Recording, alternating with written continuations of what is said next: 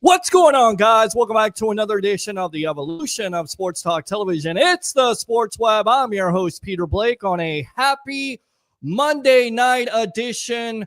Once again, I'm your host, Peter Blake. How do we start off this show? As you know them, you love them, you got to have them. So here it is. Bring the passion, bring our excitement. Just don't bring any nonsense. On tonight's show, we will have a Harry the Greek professional handicapper extraordinaire talking about what else about your Tampa Bay Buccaneers. On top of that, we'll go around the NFL teams that could, but take over the division, their respective divisions. In fact, 8 teams we'll discuss. Once again, we'll go around the NFL, see what the Cincinnati Bengals are doing.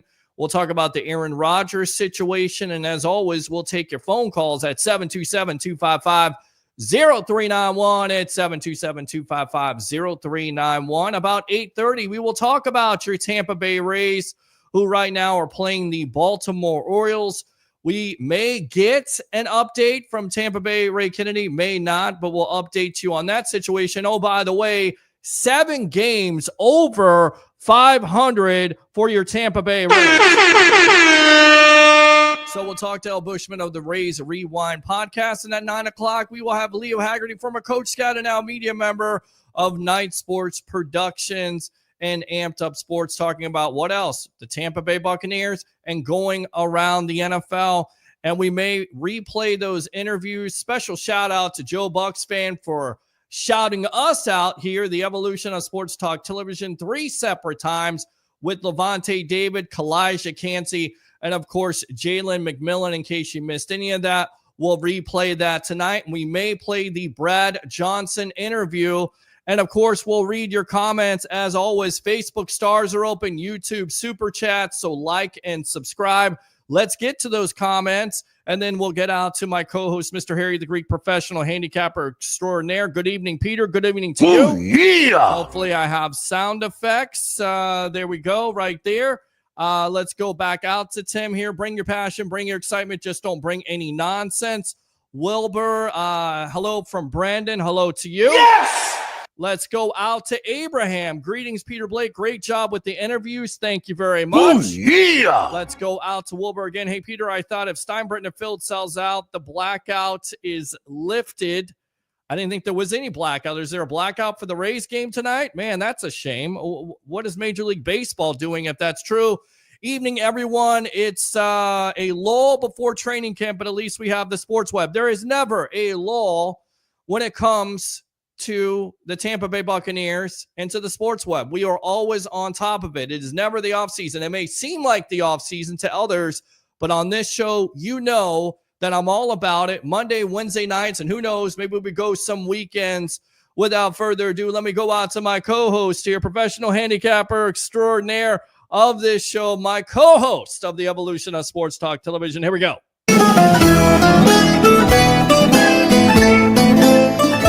Mr. Harry the Greek, professional handicapper extraordinaire. Welcome back to the evolution of Sports Talk Television. How was your Father's Day? Happy Father's Day to everybody out there celebrating. If you lost a father, my condolences. I know how you feel.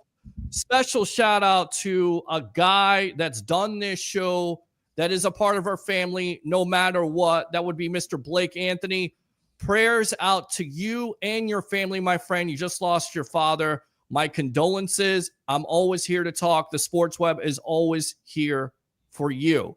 With that being said, my friend, how was your Father's Day? Welcome to the evolution. Father's Day was pretty good, Pete. How you doing tonight? I'm doing great, man. You sound real good, too. The mic sounds great. You look good. Let's see the shot there. Look at that. Well, you know how that has to go, Pete. Yes, it does. It's how it has to go. Absolutely. Pete, what an exciting week. I'm telling you. It just started. Yes. Tampa Bay Rays 7 games over 500. Remember about a month ago we were saying, I don't know, they got to keep it up. And well, listen, tell you what, this is some fans out, but some fans are ready to fire Kevin Cash because Baltimore fired their manager, which by the way, they're on a hot streak. I don't necessarily think it's because they fired their manager, but I digress. A lot of Rays fans out there wanted to fire Kevin Cash. And you know what's amazing? When Josh Lowe gets back into the lineup, when this team starts to play Rays baseball, which is pitching and defense. But you know what also is amazing? When your offense does what they did to the Mets, and I don't know what the score is right now. We'll have to update you on that. It's 2-0 right now over Baltimore, Pete. All right, so 2-0. Tampa Bay stays hot, but 9-0. They absolutely crush, and I mean crush. And I always love to hear crush a New York team, whether it's the Yankees or the Mets. They absolutely crush the New York Mets in that series. Let's start right here, and we'll talk some Bucs. Pete, I'm glad you talked a little bit about that, regards especially with what's going on with the New York Mets. This team is definitely not playing up to its capabilities. Great baseball team. And I've noticed it for about 5 series, Pete. The New York Mets are still winning despite not playing very good baseball, not taking anything away from the Rays. Mm-hmm. Do you remember it was about a month and a half ago that the Rays were on that West Coast trip when they played the Angels, and I think they were playing the Arizona Diamondbacks, I mean, the whole West Coast. Yes. I was talking with Tampa Bay Ray when we were sitting down having a cold one. I mean, as you can imagine, we're just sitting out front, and Ray's like, man, he says, this team's 3-4 games under. They're going on a West Coast trip. It's just going to be bad. Just might as well pack the season. And I said, Ray, this is when this team is going to get hot. They're away from Steinbrenner Field. Yep. Just watch what happens. And then they had a winning record on that major, on that road series that they were running. Yeah. And then Bushman come on and they were playing, I don't know, I think there were 1 or 2 games under 500. And then all of a sudden, they went on this winning streak. They started to get hot. They were hitting the baseball. The bullpen actually started playing some games. They started pitching really well. And Pete, I got to tell you, man, it's been a completely different team. And I'm starting to buy into it a little bit. Remember when I was telling you the ebbs and flows? Mm-hmm. Okay.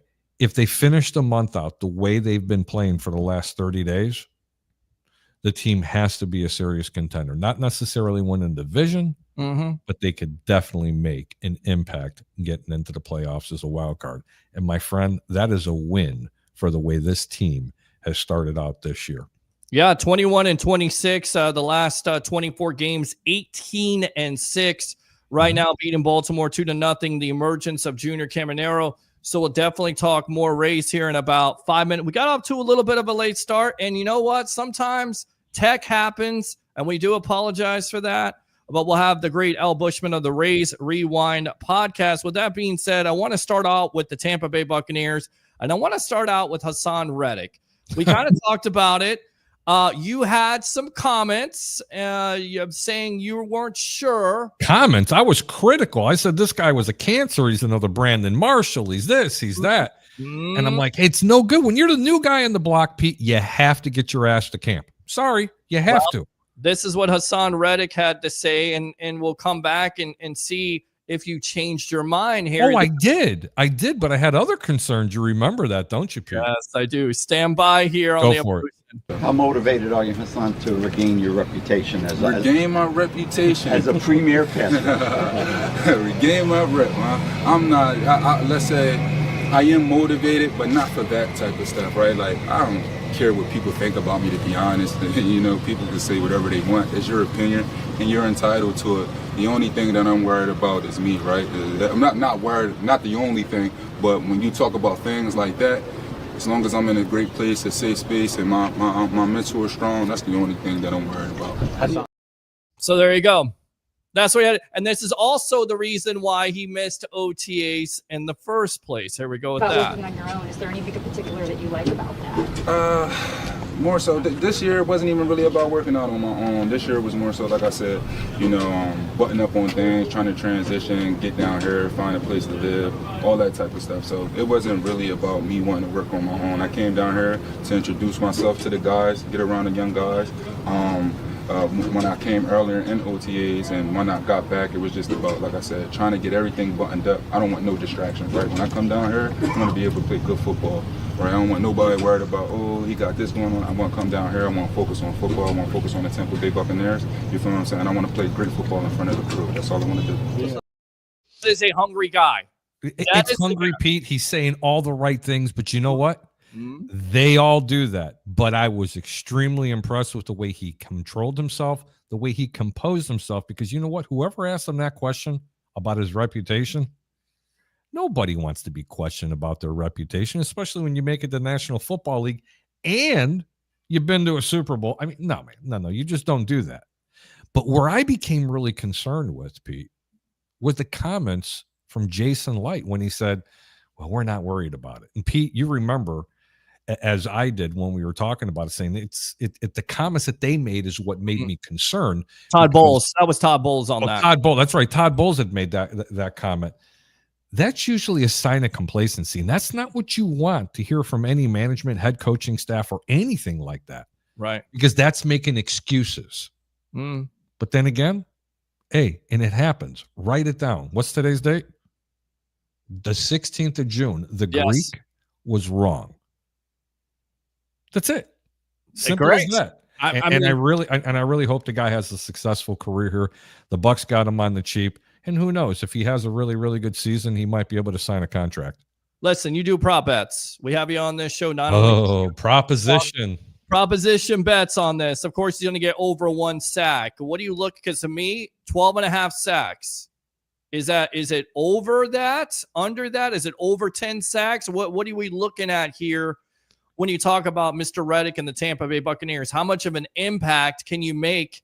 And if you're betting on that prop, where do you go? Do you go under 10 sacks or do you go over? Why? Wow. Already starting, huh? I gotcha. Got you thinking. Pete, and to all the webheads and the Greek guys that are out there, and especially the ones that do follow me and look for, a lot of picks, this proposition, but I don't know what to feel like. I just hope he can come out of the gates and he can come out strong. Yeah. He has the capabilities of creating and getting at least 15 sacks on the season. He has that capability, but he hasn't played in over a year. I can't. That is one prop bet I over just 10 can't. or under 10? Which is the better bet? Over 10 or under 10? Because I say over 10. Well, when you haven't played in a year, you have to generally go under because there could be some rust. Okay. And depending on how much time they actually play him in the preseason is going to depend on how much time they're actually going to give him. Are they going to have him on a pitch count to start the season in the regular season? Because you don't want to wear the guy out or, God forbid, get him hurt. But since you're putting me into a corner, I'm going to say he's going to be right around 10 sacks for the year, and I think he's going to have about 20 hurries. I think he's going to have a very successful year this year. Okay. There you go. That's what Harry the Greek says. What do you guys say as we'll put that out there? Over, under, Hassan Reddick. How impressed were you by his comments? I get it. He hasn't done anything on the field, but I still want to hear from you Bucs fans. Over 10 sacks, under 10 sacks. 727-255-0391. It's 727-255-0391. The reason why I would say over 10 sacks, he's going to be highly motivated. He's going to have the opportunity to earn another contract. Well, you're going to have some linebackers out there going to be trying to get after that ass. I'm telling you, Pete. Yep. And they're going to be getting after it this year because you got a lot of beef up in front of you. Pete, you're going to have almost 900 pounds of beef in the center. Sure. If that young man from Florida makes this team, and let me tell you something. If that happens, it's going to be a lot of fun. Pete, did I tell you that reminds me of the old 02 and 03 Chicago Bears? You know, when they had Keith Traylor and Ted Washington. Yes. And you ready for this? Yeah. Vita Vea and him actually weigh more than Ted Washington and Keith Traylor, if you could believe that. No, I believe it because he was right by us. We nearly got him on the sports web at the Expo about a week ago. He's definitely hard to miss. Let me go out. Hassan Reddick looked like, hold on before you go to the comments, he was walking that. What's that kid from Florida's name? Is Dotson? Watson? Watson, yes. Desmond Watson, yes. Okay, you ready for this? Yeah. Hassan Reddick looked like a wide receiver when he was walking next to him. I'm not kidding you. He was absolutely tiny compared to the guy. I mean, you can get lost, but who knows? I'm very much so looking forward to seeing what they're going to be able to do this year. All right, let me go. We're going to get out to L. Bushman of the Rays Rewind podcast to talk. Someone that actually knows something about baseball. We're going to put him on. Louis from the Frozen Pirate podcast says 11.5 over. Joe Bucs fan. Once again, thank you very much for shouting us out here on the Evolution, and thanks a lot for tuning in. Under, because this makes lots of sense. Dave says Reddick will have 9 sacks, but Yaya will thrive. Get 14 with the tension being on Reddick. And also our guy there, Kalijah Cansey, seems like he's motivated when asked about a month ago. He could lead the league in sacks. And look at the pressures. If he could finish last year, and this is what Todd Bowles focused on about a month and a half ago. You look at the tape, the pressures were there. He wasn't able to finish. And then on top of it, Kalijah talked about using his hands, his footwork, and just staying healthy. That's what it comes down to. We'll continue to read the comments and we'll get out to L. I just think I'm the only one who wanted the Buccaneers to draft Desmond Watson. Yeah, you are. He was an undrafted free agent, and if I'm not mistaken, Louis, we were both talking about it because he'd be a big plug on that line. But Pete, going back to the sacks, it's not an individual, right? Prop bet that you want to do. Every team is going to have an over and under for total sacks. Well, that's what you want to do. You see, these type of prop, when you go individuals, you don't know if they're going to make it the whole year. But if you go as a team, that's a completely different story. I think this is an easy bet, right, Bucs fans? Did they have more sacks than they had last year? Which, look up the number. Yes. I think they can surpass that. That's an easy bet. All right, Mike, we'll get Vita Vea, Desmond Watson, the Iron Galley. Logan Hall, 7 sacks. We'll see. And Abraham right there. Here, the Greek. How can you forget William the Refrigerator Perry? Of course, he's not going to forget William the Refrigerator Perry. William Perry. Abraham, listen, I would never forget the fridge. Okay. But, a funny story about the fridge, since you want to hear a little bit about it real quick. When he was drafted, Buddy Ryan never wanted him. It was Coach Mike Ditka that wanted to draft him. Buddy Ryan actually said he was a wasted draft pick of the first round. They said he would just get heated up, just, running 5 or 10 yards. But a lot of people didn't know he was 330 pounds, which was enormous for a defensive lineman back then. It's still very large, but he's a lot smaller than Watson, man. He's pretty large. Yeah, he's a monster. All right, let's go out to El Bushman of the Rays Rewind podcast right there. As the Tampa Bay Rays, I couldn't believe this, but they've been this hot. The last 18 games, 18-6. They sweep the Mets, which, by the way, are the best team in the National League. And listen, we talked about this, El. This team needed to get healthy. They were able to do that. And once again, their emergence of Junior Caminero as not only a star, but looks like a superstar. Welcome to the Evolution. What's up, fellas? Happy Monday night. What's going on? Yeah, man. Talking about Bush?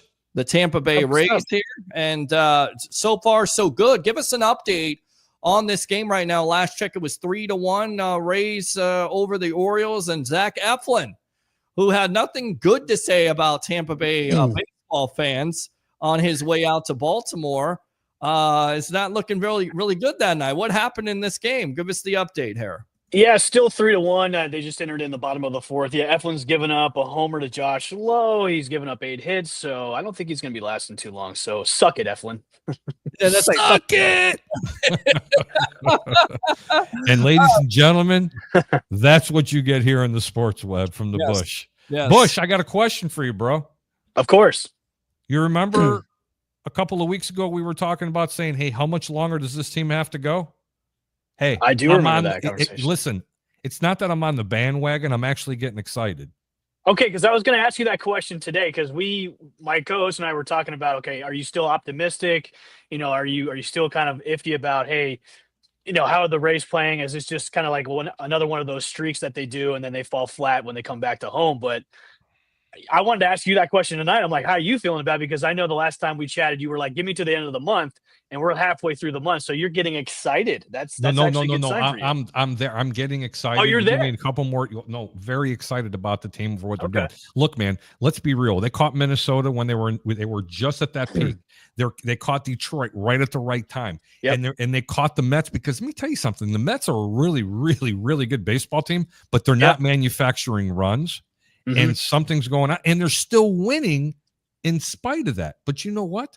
I'm not making excuses, because when you start winning series after series after series, Peter, what do we call it? It's 2 letters. What is it, brother? It's the Mo. It's always about it, baby. Once you get that Mo and you start believing, hold on, because this team could be a serious contender. Do I think they're going to win the division? No, I don't. Can they make a play at it? Yep, but they're definitely going to make a wild card team, because you know why? They have that momentum going. Hey, but you know what? I'm going to jump off the Rays real quick, because Evan, I don't know if you knew this or not. Do you follow anybody in the minors? Here and there. I'm not too in tapped like a lot of people. Other people are about the minor leagues, but I'm here and there. So who do you got? The Chicago White Sox have a guy by the name of Noah Schultz. He's a left-handed pitcher. He's the #1 prospect in all of baseball. The kid's absolutely phenomenal. Did you know that Boston is trying to go after him, and they're putting a package together to try to get him to bring him up to the majors, and they're looking to get rid of 5 players, and the White Sox have gone, you ready? No, thank you. And it's 2 of their best prospects in the minors. If I was the White Sox too, I'd be like F you to the Red Sox too. I don't know what the Red Sox are doing, to be honest. Well, except for cutting a large amount of payroll and maybe they're going to make some moves by the deadline to bring somebody over, maybe go after like somebody else in the offseason. But the Red Sox cutting one of their a top 15 hitter, to go to San Francisco for like a bag of nickels and some I baseballs. know that. I don't know. I didn't understand what that was. But you know what? I dare I say this, and I'm really You know what, praying to Harry? God If it got so bad in that organization with dealing with him, it got that to the point where after sweeping the Yankees, they're going to go, okay, we're done with Devers. We've got a call that's a package and that's ready to be dangled in front of us that we're going to deal Devers away, which now makes San Francisco even a more dangerous team now over in the NL with the addition of Devers. So to me, the Red Sox just went back a couple of steps by letting go Devers over to the San Francisco Giants, who are now they're only 2.5 back from the Dodgers, and the Dodgers are just loaded with injuries right now, and the Giants are now taking advantage of this by bringing over Devers. Yes, just like the Mets, in spite of the injuries and not playing very well. But Boston, let me tell you something. They've got a loaded outfield. They do. That is one thing about that team. They could get rid of a couple of players. But what I was getting ready to say was, because I did mention the White Sox, because I did want to put this out there, I'm praying to God that Roberto Hernandez is not watching this segment. But this team reminds me of the 1989 team, the current White Sox team. Bro, let me tell you something. They don't give up. These kids are not winning, but they are scrappy and they're fighting and they're trying to pitch. They're constantly hustling and they're trying to make all these comebacks. And you're losing one-run ball games all the time in extra innings. You're doing something right. It's next year. That's going to be a nice proposition bet. And when they get their pitchers back, but I'll tell you what, going back to the Rays, couldn't be prouder. Could not be prouder. Yeah, I think what we saw this past weekend against the Mets was, I think, almost a couple of mistakes away from being like a complete team against the Mets. Like I'm optimistic as hell. I'm very superstitious about baseball when it comes to things, and well, you trimmed your beard. I did. I was looking like a homeless person for a while, so I got a beard trim and you haircut. trimmed the beard, and if they're still winning, I'm not going to blame you. So, when they lost the series against the Red Sox going into the Queens against the Mets, I'm like, man, they're going up against, the best team in the NL right now. They've got the best record. If they take one game out of the series and maybe play good, the two losses that they might have and play close baseball, I'll be okay with that. But did I ever expect them to go in there and sweep? No. But what I saw with this team over this past weekend was complete baseball. And, Friday and Saturday they were down, but then they came back and won. And then Sunday was just a nice little smack in the butt and a little smack in a little broom back to Queens, man. Like that, it just looked like to me like this team is now, like you guys said, the momentum, the mojo that they have with everybody is contributing. I mean, Taylor Walls has been on a tear lately. Taylor Walls, who we all want off the team because he's so awful at the plate, is batting over 300 right now in this current stretch of games. So it's the guys that are contributing that you wouldn't think would be contributing at all. Like Danny Jansen had a couple dingers over the weekend too as well. So the guys that we thought were just afterthoughts and maybe we should get rid of them at the trade deadline for maybe a couple of pieces that could help us out or are actually doing well now to help the team win. So whatever Kevin Cash or maybe whatever lack thereof that he said before the series against the Mets helped out because, they took it to the Mets and they were scoring runs. And the Rays with this team, they have their streaks where they score a lot of runs and then they, fall flat and score maybe 1 or 2 runs the next stretch of games. But against the Mets, they're scoring over 5 runs per game. They scored 9 runs yesterday. That's, for me, that's really unheard of when it comes to going against good teams with the Rays. But, the Mets have also had issues against the Rays too. I think they're 5-16 against the Rays too, as well, which helped out. And we had a lot of miscues from the Mets too that helped out the Rays. But I think overall, looking at this team as a whole, it's, it's really coming together well, and it's coming together at the right time too. We're in the dog days of summer. We're in the hot summer months. They've really gotten acclimated playing at the Big Stein where the heat's not really bothering them. It's bothering other teams like the Twins and the Blue Jays, which, they're crying about it already. But, they're getting acclimated to the heat, so where it's an advantage of playing at the Steinbrenner Field where they're just, winning games, and they're looking good. Look, we've had the issues with, Shane Baz with his pitching and Taj Bradley too. Baz looked fantastic yesterday. And I think it helped with having the dads there too. Junior Caminero 1 yard, his dad was there. Shane Baz had a really great game. His dad was there too. So having dads there is also a leg up for the Rays winning. So, they are going to have these stretches where, they're going to look, so they might stumble here and there. But I think going forward, and Harry, I think you hit the nail on the head, is they are a wild card. They're ahead. They're in sole first spot of the wild card spot right now. They own it right now. They're 2.5 games up above everybody else that's trying to get into the wild card spot, and they're a game up of everybody too. So then 2.5 games. 2.5 is games. A lot, believe it or not. It is a lot, especially for a wild card spot. And look, absolutely. I think they're going to challenge the Yankees the rest of the way. I think it's going to be a back and forth battle with the Yankees too. There's going to be times where you're going to see the Rays at the number 1 spot and the Yankees at the number 1 spot. It's going to be back and forth to the wire. Yeah, I think it's Go ahead, Bush. Show me to the end of the month. I'm getting excited. I know. But here's what the problem is come July. And Pete, I think you might agree with me, and Evan, I think you're going to agree with me. It's the pockets. Well, don't say it. It's the deep pockets that need that it's depressing. It's depressing. It is. It's the pockets. The Yankees are going to go out and get 2 more arms for the bullpen. Right. More than likely going to get a serviceable starter. Right. And you know what? They're going to get 1 more outfielder because that's just the way they roll. They still need a table setter. They don't have one. Well, they don't have one. Look, I think going into the trade deadline, the Rays will know what to do. Look, let other teams go out and, trade away prospects, trade away guys that they don't need anymore on the roster. No, Bush. They don't. They've done in the past with getting rid of Joe Ryan for Nelson. I would say this too, guys. I would say this too. With the way the Rays are playing now, excuse me, I just burped from my highlight. That's okay. I would say, if they're playing like this next month by the deadline, you don't need to rock the boat. Why make a trade where it can mess up the chemistry of the team? Somebody comes in, they're not meshing well with the guys, and then just screws up the whole the momentum like they have in the team. So, if I'm the Rays and I'm looking ahead to the deadline where I have some bits and pieces here to help out the team, yeah, plug in those holes. Plug in maybe get an extra reliever here and there. They've already been doing that. I mean, they've been making these. They required that trade Forrest Whitley from the Astros this past weekend for cash. Put him in the minors, get him tweaked up, bring him up. Yeah, he can make an impact at some point this year. They brought in 37-year-old Kyle Gibson too. They brought him. He was DFA'd by the Orioles. So another veteran arm that you can have come Pete, up. What do you think they're going to do, Pete, at the trade deadline? Honestly, do you think they're going to dig into their pockets and be realistic? No. I'm going to go full screen on this. No, they're not going to go. They're not going to do that. I'm not going to buy it until they do it. I don't care about the rumors. I don't care about how close they got to getting Shohei Ohtani. My man wants to see action.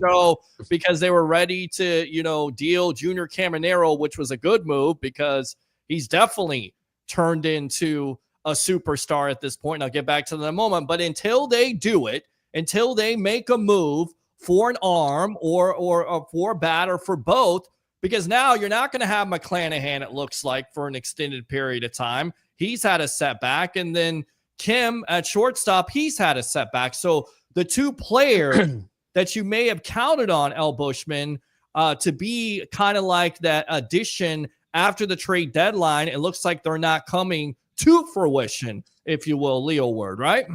Well, I would say for Ha-Seong Kim, I think the hamstring injury just bought maybe the Rays a little bit more time with him just to rehab to get him like 100%. So, I think Neander said on Friday on the T-Crash show that it's nothing to worry about. It's not even like a minor thing to work, not minor injury at all. It's just something that they're going to monitor. He should be good to go, for his next rehab start.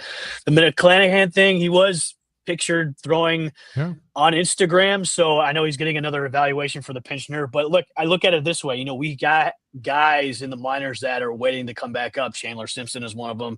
Joe Boyle, which everybody wants up right now to come up to as well. So they've got the reinforcements there. So if they needed guys to come up, they can. They've got a lot of guys there that look. There's not any room right now until the rosters expand in August and September. There's really no room. If they go out and make any kind of moves at the trade deadline, it's going to be small. It's not going to be the blockbuster. It's got to be bullpen help, Bush. It will be bullpen right now. Yeah. The Tampa Bay Rays, I will bet you anything, and I don't know this. They have probably in the past month and a half, their starting rotation has to be the top in top in all of baseball for quality starts. The bullpen is what was suffering, and I'm telling you now, you get 1 or 2 arms, and you get a real solid lefty in that bullpen. Buddy, let me tell you something. This team's going to have a little something. I think Pete Fairbanks needs a little bit of help in the back end too. I'm not a Fairbanks fan. But here's like where the Rays mentality comes in. Like you have enough starting pitching right now. Mm-hmm. You have enough starting pitching right now where if it need be, you can maybe take one of those starting pitchers and put them in the bullpen. Like if you could take Boz. Obviously, Boz is a starter, or you could put Bradley as they typically make a better setup guy, correct, Bush? Yeah, you could put them in there. I mean, look, you got to look at what's good for the team and what's going to look good in the playoff, especially in the playoff setting too as well. Like if you could bring one of those guys into the bullpen to be a long starter or a long inning eater, or bring Boyle up as one of those guys too as well, so they can get creative with the pitchers that they have. But Harry, I agree with you. I think they're going to probably go after relief pitching help because that's kind of like they have to. Pete Fairbanks needs help in that back end. He needs stronger setup guys for the 7/8 to help him out, and even maybe a co-closer just to have him fresh, have some nights off for him too. Bush, I got to tell you, man, if they could get one guy to challenge him in the backside of that bullpen and make it competitive, it also becomes synergistic. Everybody wants to get in there. Listen to you, synergistic. I love it. Good word. Let's go out to the phone lines here. One of our favorite. Well, yes, synergistic. Let's go out to Alex here. I graduated 3rd grade there, boy. Listen, hey, Alex, I got to ask you because you're calling the show. Are you there with us? We got a score update, by the way, fellas. We've got Rays are up 5-1 in the top of the 5th. So. 5-1. Go Rays. Brandon Lau 2-run shot. Well, there you go. He continues to kill it, especially at home. Just get the barrel on the bat. We know when he's hot like that, he's one of the toughest hitters in all major inning, guys. 9 hits, Baltimore 3, 5th inning. That's pretty impressive. That's great pitching right there. Let's go out. Alex, you changed your mind about firing Kevin Cash? Well, let me start off by saying this. Man, oh man, are the Rays playing some absolutely great baseball. I did not see the Rays going into New York against the best team in all of Major League Baseball and playing the way that they played. So listen, if that doesn't show you the resilience in this team, I don't know. But I am calling to respond to your comments about the trade deadline. Harry hit it on the dot. You do not need to do anything else with this entire roster except fix the bullpen. Don't forget, on top, when it comes to the lineup itself, don't forget you got Palacios who's getting ready to hit up his rehab. You got Hong-Sung Kim getting ready to come up. You got all the pieces there. Don't mess with what's working. I said this a month and a half ago. Yeah. When the Rays were struggling, and some of y'all laughed at me. The Rays have nobody ever laughs at you, Alex. Let me finish. Yeah. I can't believe he wants Kevin Cash fired too. That's the kind of the funny thing. Well, you kind of said Kevin Cash should be fired too. Well, but let me finish. But there's one comment I want to go back to. You guys said when we were struggling that, and this came from you guys. No. That the Rays do not have the lineup. They didn't. They didn't at the time. They didn't. They had Josh Lowe. I mean, and again, it comes back. Let's call it what it is, Alex. They stunk. Guys, let's just put it out there. They were 21-26. They were horrible. They weren't even playing. Hang on, Pete. They weren't even playing 500 baseball. Then I says, okay, through the ebbs and flows. But just like every Rays fan that's out there, or just like any major market team, when you win 2 or 3 series in a row, or you win 6 or 7 games in a row, everybody's anointing them to go to the World Series. Listen, man, it's ebbs and flows in baseball. I was talking to Bushman a couple of weeks ago, and I says, hey, they're playing really good baseball. He says, I need 2 more weeks. I says, I need another month. You give me another month of this type of baseball, and I'm going to start believing, and you can really start to get excited. Because even though when you made the comment about being the best team in baseball, let me be really clear. The New York Mets are not the best team in baseball. Their record indicates it. They're a very good baseball team, but let's call it what it is. They are not playing all that great. They still have a hard time manufacturing runs. In spite of the injuries, just like the Dodgers, they still have the best records in baseball. For that, I will say yes, not taking anything away from Tampa. But let me be really clear when I say this about your Tampa Bay Rays. You continue to play like this for 2 more weeks, buddy, they are forcing this ownership to make a move at the trade deadline. Because if they don't, it would be an anarchy. You think they're protesting for political crap up and down the streets everywhere around the country? Let this Tampa Bay Ray team not make a move, and they end up 12 to 13 games over 500 and in contention for the division. it would be worse than the white flag trade. Do you remember when the white flag thing, when the 1993 White Sox turned around and just threw it away to Cleveland when they got rid of Roberto and Bobby Thigpen? And I mean, they got rid of everybody and they said we couldn't catch them anyway. How the hell would you know? You're 11 games over 500 and 3 games back in the division. Listen, that's happened in Rays history too. And I don't remember that, but they better make a move because if this team does what I think it's going to do, they better buy some people. A year after Scott Kazmir got traded after they won, they went to the World Series and they were only 3.5 games out. And that's, again, going to affect your fan base. But to that point, to your point, Alex, I understand you want to keep the chemistry intact, but we also know, knock on wood, that there's always injuries to this team, namely Josh Lau, or Brandon Lau, Josh Lowe. I mean, there may be injuries to both of those players. Why do I get those two names confused? I get Lowe. Brandon Lau and Josh Lowe. Which, by the way, the Rays just scored another 2 runs on a 2-run RBI. I know. Jake Mangum. How great has he been, by the way? I mean, the offense has absolutely been spectacular. And I was one of those people that said, you know what, you shouldn't have sent down Chandler Simpson, but they're going to get him some game time there down in Durham. He's going to get an opportunity to improve his fielding. You just changed position, so he's going to get that up. I want to ask you guys something before I go. Yeah. Talking about what I think needs to change, and the only thing I think that needs to change about this team.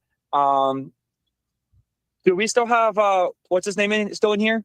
Oh, Bushman. Yeah, I'm right here, man. Go ahead, Al. Yeah. Okay. Talking about the starting rotation just for a second. I think the Rays have a really good starting rotation. I don't know what's going to go on with Shane McClanahan. I know he had a slight setback. I don't know the whole detail of that, but the only thing I think that needs to change with the starting rotation going into the bullpen is, because Harry was kind of hitting it on the head a little bit, is I think you have to move Taj out of that starting rotation. And this is a question for Bushman here. Do you think that maybe Taj is not?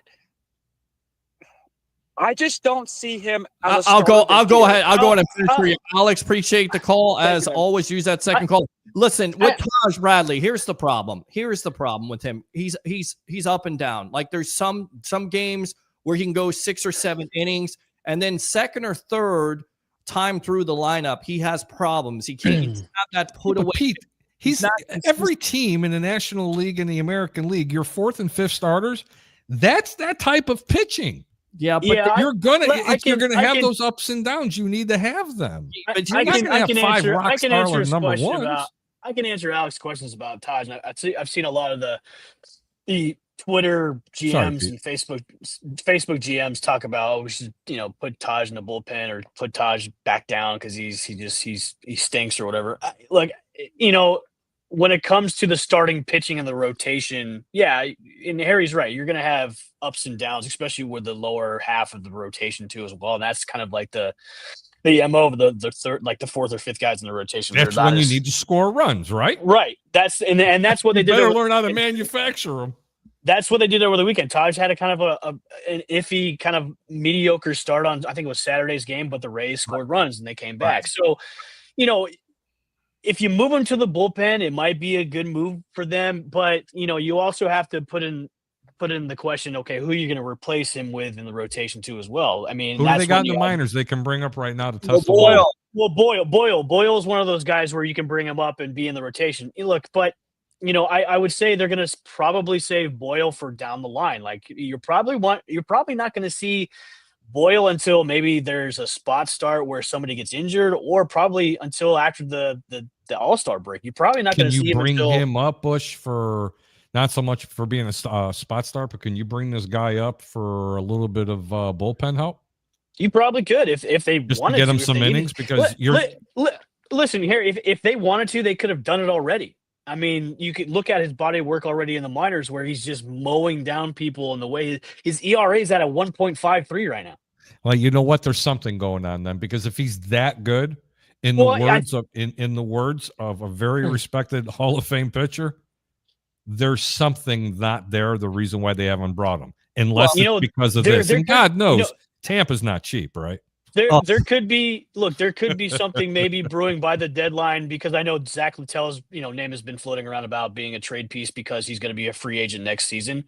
So if they were going to move anybody that's in the rotation and keep Boyle in there for him to bring up after the trade deadline, it could be Littell and some kind of trade that nets him some prospects or nets him like a ready-made bat for the lineup. But like I said before, and why rock the boat when the boat's on the waves and doing pretty well? But I think if there was something in the midst, if something in the behind the scenes where there's a reason why they're not bringing Boyle up, maybe is because they're probably cooking up a trade for the deadline with one of the starting pitchers that they have. But that there's a lot of factors that go into that too as well. I mean, if they trade Littell, which Littell's been pretty good the last month and a half or so, and if you want to trade him now to get the high value out of him and not wait till the free agent hits free agent after the season, so be it. But I look at it this way: the Rays covet their arms. They covet their arms, and the way they're playing right now.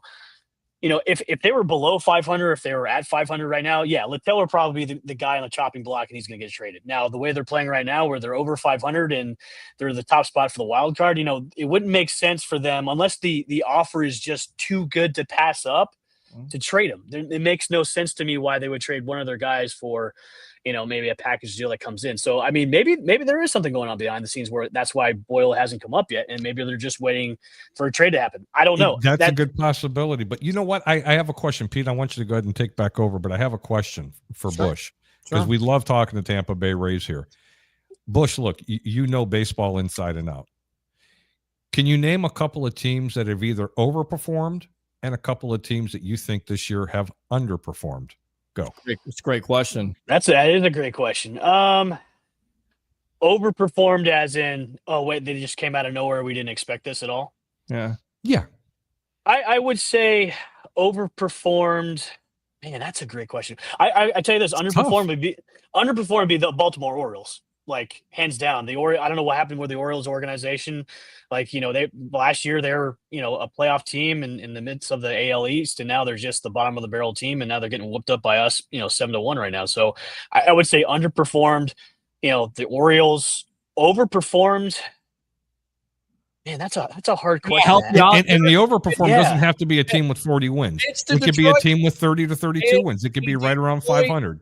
Tigers, guys. It's the Detroit Tigers with their young team and what they've been. Yeah, but the Tigers were good last year. Yeah, that was expected, Pete. Yeah, that was them last. The Arizona Diamondbacks have been a team that's just been sneaky good too, and they're a little bit over 500 too as well. So Arizona Diamondbacks have been pretty overachieving, but underperforming.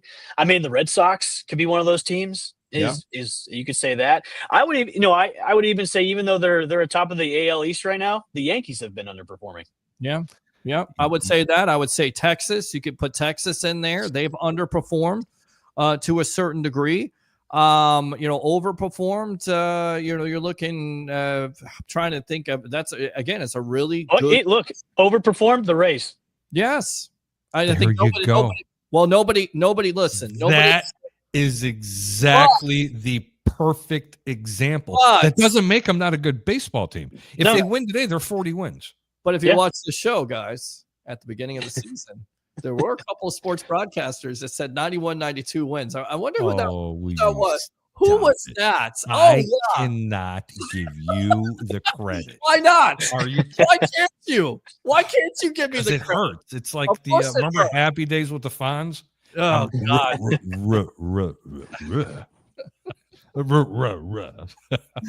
right.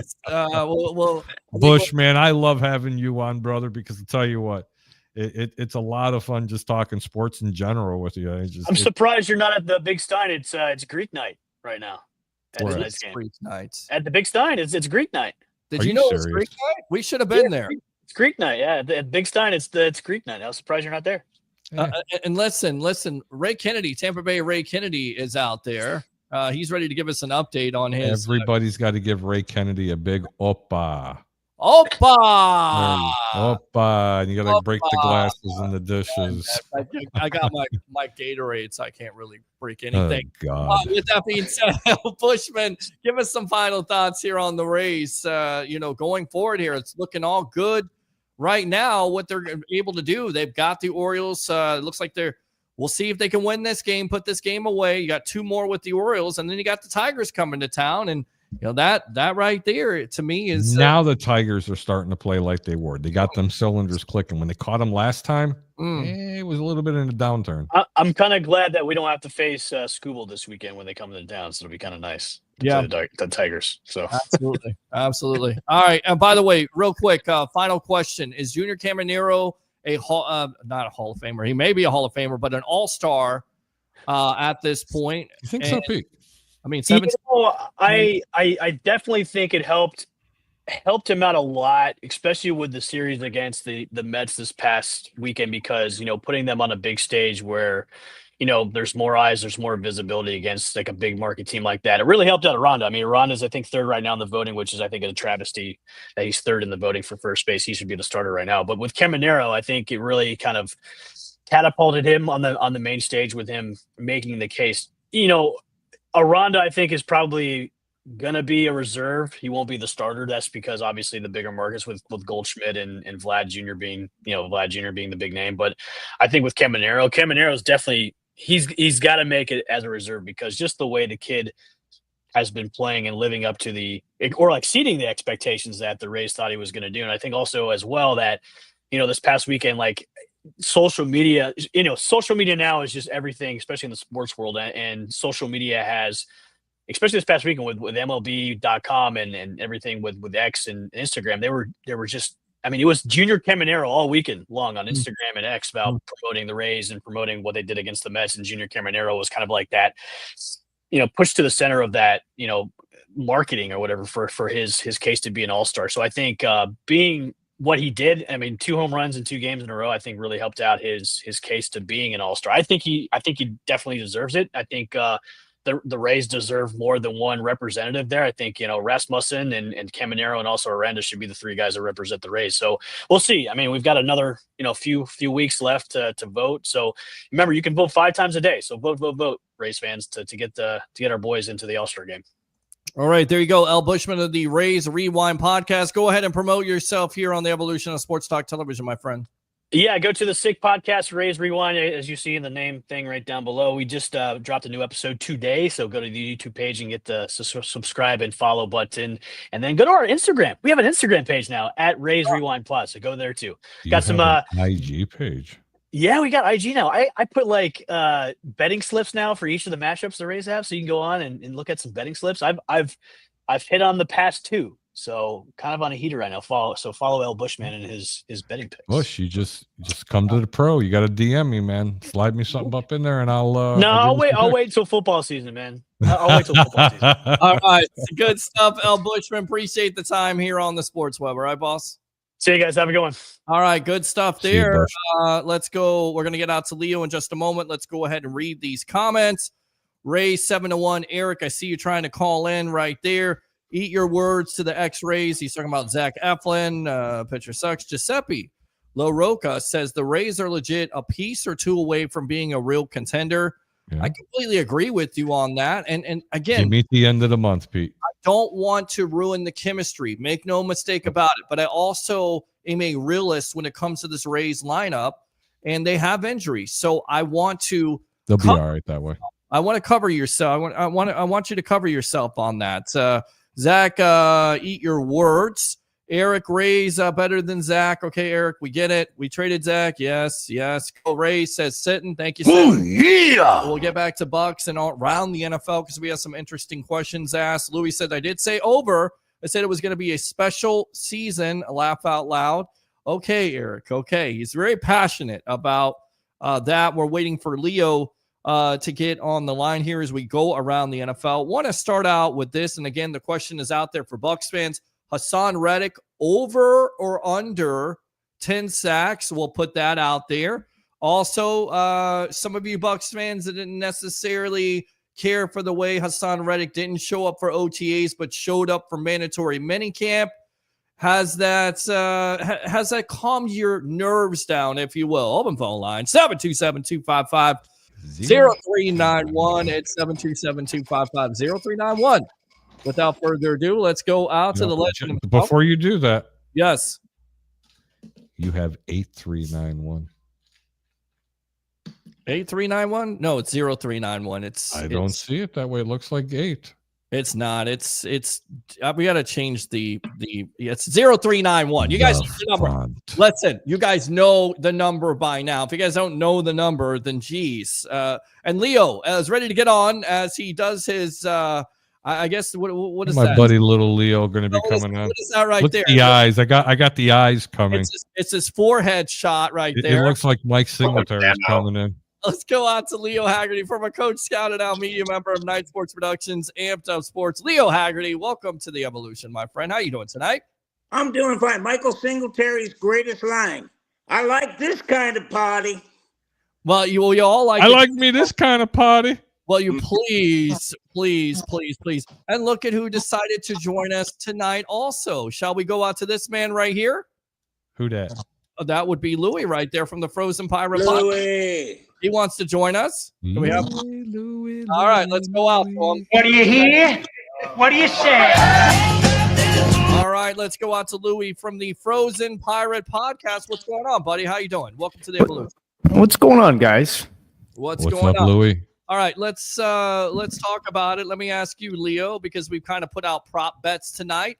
Because our guy right here, a professional handicapper extraordinaire, this is what he does. Hassan Reddick, over under 10 sacks. Why or why not? Go. Well, to all the people who were there just ready to jump off the Sunshine Sky Bridge because he didn't show up to OTAs. Yes. Let me put this in proper perspective. If your boss asks you to show up and not pay you, are you coming to work? Probably not. End of story, okay? When the boss tells you, I'm paying you, and if you don't show up, I'm going to fine you anywhere from 17 to 34 to 56 large, and Harry will explain what that means in a minute if we need to. You're going to show up. Right. And that's a tough number, only because I think he's going to be somewhere between 9 and 11. 9-11. Okay. All right, Louie. I said a good season would be 10. Okay. All right, Louie, what are you saying? Over under 10 sacks for Hassan Reddick? I say 11.5 just because he looks good. He's been working out. A lot of people were freaking out when I told people to stay calm. You know, a lot goes into when you're relocating to a new team. A lot goes into that, like he was talking about in those clips I uploaded there for you, Peter. You're welcome. Thank you very much, by the way. Yes. He said it, you know, that's frustrating. So, and it's actually a positive thing that he said that, because that sounds like to me, him taking the time out to find a home tells me that he's looking to stay here long term. And that goes a long way for the Tampa Bay Buccaneers. So if this guy really has a season that's 11.5 sacks, you know, and he wants to stay in Tampa. And we're also talking about a guy. Now let's pump the brakes here. About a guy that's gone to 2 different teams. This is going to be his 3rd team, all because of what? Money. Money. Okay. So let's pump the brakes on this going long term, this, that. I'm not trying to be disrespectful. I'm just being realistic. I do like what I see. I swear to God I do. You know what, guys? Again, he hasn't played in a long time. And you know what, guys? I'm going to throw this out to you. I am going to rethink my wager on that.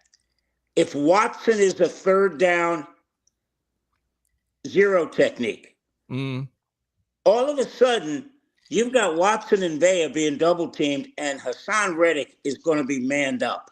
Then he gets 10 easily. Easily. You're going to have to double team him. You're going to have to double team Vita. You're going to have to double team Hassan Reddick.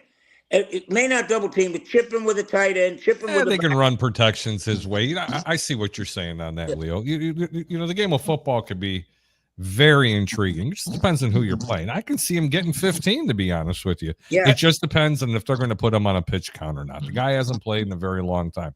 That's going to be the real issue. And I love the signing from Watson. Louis, yes, you were one of the few that actually said you couldn't wait for him. You thought he might go to Tampa, but he hasn't made the team yet. He is a very, very large man who's going to get winded really quick. You see, unlike from up there in the Frozen Pirate Nation, at nighttime, it's 90 degrees here and muggy. it gets a little warm, brother. You should see the way they have to play out here. They said tough. They said the same thing about Vita Vea. I remember Warren Sapp. No, brother. Let me tell you something. Vita Vea is a different animal. This kid is Vita Vea times 1. Oh, yeah, well, absolutely. But listen, when Vea came into the league now, this was the big talking point. This is from Warren Sapp. This guy's going to lose. Not like any defensive lineman that has been drafted after that guy had retired. Name one that Warren Sapp, honestly, I implore anybody on this panel, name one guy. Did he like McCoy? He hated him. There you go. Want me to keep going? He hated Sue. No kidding. He's hated everybody. But you know who he does like, though? That guy needs to worry about getting a job, bagging groceries, and paying his damn child support before he offers another opinion about a football player, especially on the Buccaneers. You know who he does like, though? Logan Hall, and he's my sleeper this year for the Tampa Bay Buccaneers defensive line. Mark my words. Wait a minute. Warren Sapp said something positive about Logan Hall. He said something positive about Logan Hall. That comment right here. Pull it up. I'm telling you, somebody's got to pull it up. Logan Hall. He must have said he liked his car or something. Oh, because he is so critical about anybody that plays that position. Leo, honestly, have you ever heard that man throw a compliment out? Yeah, he threw it out to Ira Kaufman when he got him in the Hall of Fame on the first ballot. I'm talking about a current defensive lineman in football. Right. Well, here's the funny thing, guys. Has anybody seen anybody close to Sapp other than Aaron Donald since he retired? It's a great point. Listen, I'm never going to take it away from Sapp. I think Sapp is one of the greatest 3 techniques of all time, not named Aaron Donald. I definitely think he created the 3 technique. Right, he serves his flower. He created it. I agree. Do you know who played with the same intensity as him on the defensive line? No. John Randall. Yeah, I mean, and John Randall, it's crazy to think that he was almost a Tampa Bay Buccaneer. And they're identical players, except Sapp was better. He was almost a Tampa Bay Buccaneer because his brother was on the team at the time, Urban Randall. No way. Yes, and Urban told him to go to Minnesota, and the rest is history because of the Bucs' cheap ways and because they didn't want to play him at defensive line. They wanted to play him at linebacker. What? A propensity of someone being cheap in Tampa? I mean, that's what they did back then. And they didn't know the position, and they passed up on great players. They passed up on a Randall. They passed up on a Steve Young. Of course, they drafted Bo Jackson when he didn't want to be, drafted. That's the great ownership. I got the article right here. You got an article? What was written by Warren Sapp? It was from Pewter Report. Pewter Report. Pewter Report? Okay. Pewter Report. They would talk. So in this article, I'm not going to read the whole thing, but it says one big name that attended in attendance for the Tampa Bay Buccaneers camp was legend Warren Sapp. Todd Bowles requested to work with rookie defensive tackle Logan Hall. So this is when Logan Hall was a rookie, and basically in this, if you guys want, you guys can I remember look it up. Yeah, he spent some time, and he said he really liked what he's seen from Logan Hall. Said he was very athletic. He did some bag drills. We like the athleticism. So yeah, he said he had some positive things to say about Logan Hall. I mean, Logan Hall. He stepped up last year when he got the opportunity. Yeah, five and a half sacks. Yeah, but listen. So he's your sleeper this year, Louis. Yeah, I think he's going to pave the way. I don't think he's going to really show up in the stat sheet, but I think he's really going to pave the way for guys like Hassan Reddick and Yaya Diaby, Chris Braswell, even Anthony Nelson. A lot of people are sleeping on Anthony Nelson. He saved Todd Bowles' job last year with that strip. I think this kid's really going to contribute. And one thing he is doing this year, what is everybody motivated by? Money, contract, 5.5 sacks last year. Showed up big for the Tampa Bay Buccaneers. Guys like him, I think they're going to show up big this year. I think this defense is going to be drastically improved. Guys? I'm gonna throw this question out to all three. Well, really quick, I want to say this. You're missing out on the main guy. We just interviewed him, Kalijah Kancey. I like this kid a lot. I think he is going to break out. The pressures last year, if he can stay healthy, which he hasn't been able to do. But listen, it's almost like a Gerald McCoy case, right? Gerald McCoy came into the league the first 2 years. He was hurt, and then bam, he was productive. Vita Vea, when he came into the league, he was hurt, and then bam. This could be that year where Kalijah Kancey has a breakout. Go ahead, legend. I'm going to throw this out at you. When you look at the Bucs defense, the talent that their players have, I think it's more conducive to a 4-3 than a 3-4. Would anybody want to disagree or agree? No, I agree with you on agree with that. And I think Todd Bowles has made, no bones about it. He wants to rush from 4. That's the reason why you get Reddick in the first place. You're able to play more man-to-man. You don't have to blitz as much because you're getting 4 to the quarterback. That's what they wanted to do, and that's what they're going to try to do this year. I think they're trying to emulate a little bit of what the Eagles did with what you just said, Peter, rushing 4. But they're going to do it in their own version of the 3-4 defense because Todd Bowles runs a 3-4 defense. So they that's run a why hybrid as well. Yeah. So that's why you're tell you who that fourth rusher is. Yeah, that's why you're seeing guys like Braswell. You've seen the rookies that they just drafted. They want to keep guys fresh. Most importantly, they want to keep Yaya fresh and Hassan Reddick because those Todd two. Todd Bowles also sends a lot of linebackers coming in. Okay, he's gonna have rushing coming from up the middle, up the sides, safeties. He's gonna slip corners, especially from the slot. He's gonna slide protection from linebackers over to the third wide receiver and have a safety come in. You never know where it comes from. That is one thing about the Tampa Bay Buccaneers and a Todd Bowles led team. You don't have to worry about them blitzing. You just have to figure out where it's coming from. They blitz more than anybody in football next to the Detroit Lions. Well, listen, they'll blitz Levante David. They may blitz. That's what I was just saying. They're going to come in from all over the place. They're coming all over the place. They'll blitz also Antoine Winfield Jr., who was talking about that. Louis, go ahead and finish, and then we'll get out to Mike Evans because this was interesting, and I got a question for Harry, and then we'll get back to you, Leo and Louis here, the 2 L's on the evolution. But here, Louis, you want to say something, or Harry, were you saying something? Well, we're on the topic of the defensive backs a lot. Yes. So we've been praising these rookies and all that, but another guy that I think that's being slept on is Bryce Hall. We didn't get to see him last year, but he did very well for while the time he was on the field. I thought that was a guy that kind of got robbed of a season. I think he would have made an impact for the Tampa Bay Buccaneers ball club. And I'm interested to see. A lot of people are kind of counting him out. He'll be a rotational player. He's not going to be a major impact this year. They got too much talent right now. Yeah, can he? Does he have the capabilities? Yes. But he's going to be grabbing a lot of bench this year, but when he comes in, he should definitely make an impact. All right, let's go out to Mike Evans here. What he had to say. Definitely. Let's go out to Mike Evans, see what he had to say about the new offensive coordinator, Josh Grizzard, on the evolution of Sports Talk Television. Mike, now has Josh Grizzard kind of taken on his role, and what do you feel? Josh, Coach Grizz is last year. We talked a lot, but he didn't talk as much in groups, and he does a really great job of talking in front of everybody. Yeah. And we didn't get to see that last year, but he's a really great coach, and I look forward to having a great season for him. In the sense that the nuances of this offense that you're picking up in year 2, you don't have to switch around. How much better can you guys be with that? I love it. I love having that consistency with the playbook, because it's really extremely hard to learn a new playbook. If for people that haven't played football, it's especially at this level, it's tough, but it makes it way easier for us. We can play fast, don't have to think, and then add things to it. So we can take offense to the next level. All right, take the offense to the next level. My question is for you, Harry. This was the 3rd-ranked offense in the National Football League. Can they get better? Can they be the number 1 offense? Is this the best wide receiving core that the Bucs have ever had, including 2020, which included the likes of Chris Godwin, Mike Evans, and, of course, Antonio Brown? Is this foursome, if you will? Right? You can look at Mike Evans, Chris Godwin, of course, Jalen McMillan, and Ibuka. Is this the best wide receiving core that the Bucs have ever had? And can they improve on this offense to go either number 2 or number 1? Over, under for this offense, Harry. The first question you asked me was about, can this offense be as good? Yes, or be better than they were last year. They don't need to be. They need to be top 10 this year, because the defense is what's going to make the big difference.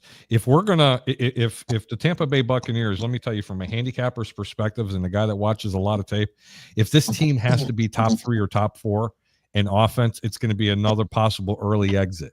You don't want this team to do this. You want this team to be able to run the football. Okay, and if this Buccaneers defense is going to be as good as I think it's going to be, and you have a top 10 offense, and as long as you're top 5 in rushing, you can make a very deep run to the playoffs, if not go to the Super Bowl. but it doesn't necessarily have to be. The second part of your question, no. I never liked Antonio Brown, but he, my friend, was the difference maker for Godwin and both Mike Evans. That receiving core, my friend, was probably one of the best all time. Okay. All right. Let me go out to the legend himself, Mr. Leo Haggerty. What do you say? I get it. They haven't played on the field together. Some of these wide receivers have. McMillan, we saw flashes, especially the second half of the year from him. Evans, of course, a certain Hall of Famer. Godwin, very productive, but we'll see if he's healthy. But if they all are all healthy, is this the best wide receiving core the Bucs have ever had? And then the second question, can they improve on being the third-ranked offense in the National Football League? It has the propensity to be the number one, but it's all on paper right now. Okay. Are they going to improve on that? No, hell no.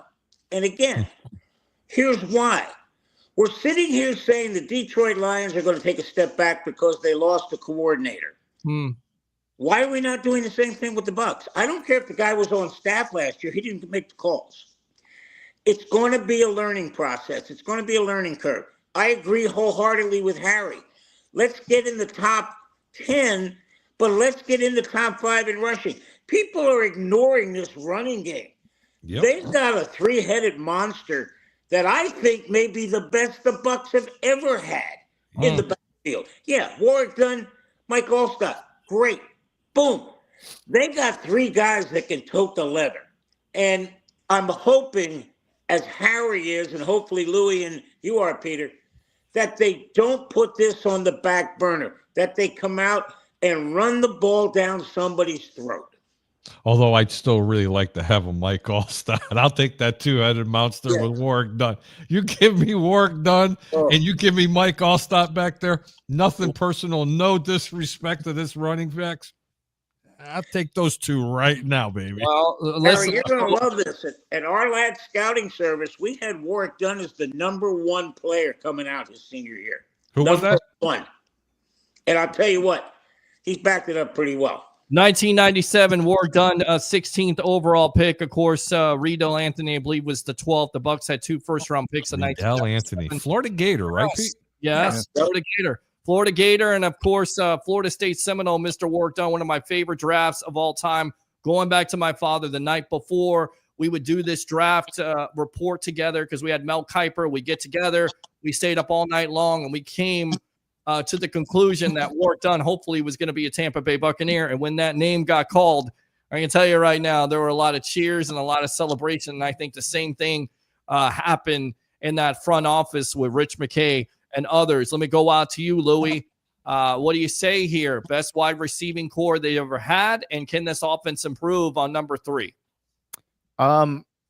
It's yet to be determined because a lot of people are talking about the wide receiving core, and I understand that. A lot of people are talking about the running game. Completely understand that. But I think one thing that's really missing that nobody's really talking about, and I think Coach Grizzard's going to show everybody that there's a guy named K. Dotton still on this team that I think is going to be a huge difference maker. Culp, the tight end, I think is going to have a fantastic year as well because he really showed out. Payne Durham made a couple of catches, but nobody's really talking about the tight end room. I really like the tight end room. I think it's going to take a lot of pressure off guys like Chris, like in the rookies, because you can't always depend on them. Other guys are going to step up. I think this year will go ahead and call it. The Tampa Bay Buccaneers are going to have a much better defense. They're going to be much more improved. And I think this defense is going to carry this offense a little bit compared to what I said last year, because I think this team is going to be a run-first football team and then pass second. And I think when it comes down to it, when it comes down to, you know, getting deep into the postseason, that's when they're going to start taking the top off you with guys like McMillan and especially guys like Ibuka, because it's going to take about 7 to 8 weeks, I think, for Ibuka to really get acclimated to the NFL. And with Chris Godwin's situation, we don't know if he's going to be ready. It could be couple of games, could be October. We don't know. We don't know the situation until training camp rolls around. But I think a hard injury. You hit that right on the head, Louie. Well, listen, the easier answer to this is yes, they're going to improve on their, and I get it. They have a new offensive coordinator, but he worked on third downs last year. By the way, they were doing first and second down then, Peter. But third downs is one of your most run football. No, listen, Peter, no. Your most important down is first down. Listen, determines to everything be from there. To be an effective team, you can't depend on Mike and Chris going into the postseason. You have to run the football. You have a three-headed monster with Sean Tucker. You have Rashad White, who I think is going to have another one. He's playing for a contract. That motivates guys. And as far as blocking, picking up blitzes, nobody does it better than Rashad White. Fantastic in the backfield at that. He has great hands. He can really keep plays alive. We saw what he did with against the San Francisco 49ers. What was it? 4th and 8. You had Baker Mayfield stiff arming one of the best pass rushers in the NFL and completed it to Rashad White. You know what I'm saying? So again, to me, this is a run-first football team, and they have to execute the running the football, and the defense has to come out and complement them. And that is why they're going to improve on that ranking, because the offensive line has been together for a second year there. Graham Barton is going to a second year. They're going to put an emphasis on this running game. They're going to become a balanced attack. And guys, we can talk about Ibuka all day long, but also we're forgetting a wide receiver. We continue to forget Tez Johnson could be one of the stills in this draft, whether it's on special teams, whether it is taking the top off this defense, which is what Trey Palmer, and then having Baker Mayfield back. Every year, Pete, they get a Trey Palmer. The last 5 years, every year they get a Trey Palmer. I agree. Roy Miller, they've too. really gotten some good luck getting these wide receivers. You got Roy Miller, too. A lot of people forget about Roy Miller. He made a couple of catches last year, there's too. only last time I checked, guys, there's only one football on that field. That's right. Yeah, there's only one.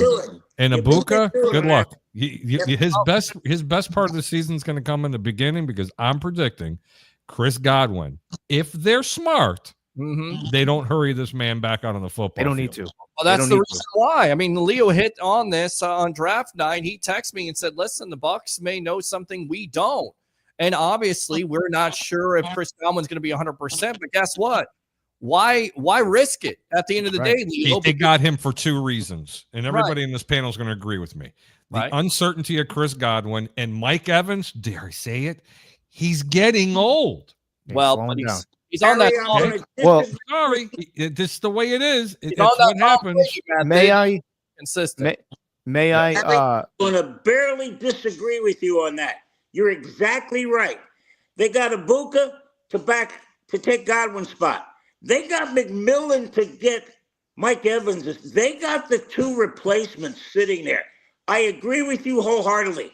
Mike Evans is old. Let's call it what it is. You ain't kidding. Am I the only one with consternations about Baker Mayfield has never been able to put 3 seasons together healthy? And it's not because he doesn't want, he just plays too hard. Well, you know what, Leo? All records are meant to be broken, and all stats and all streaks.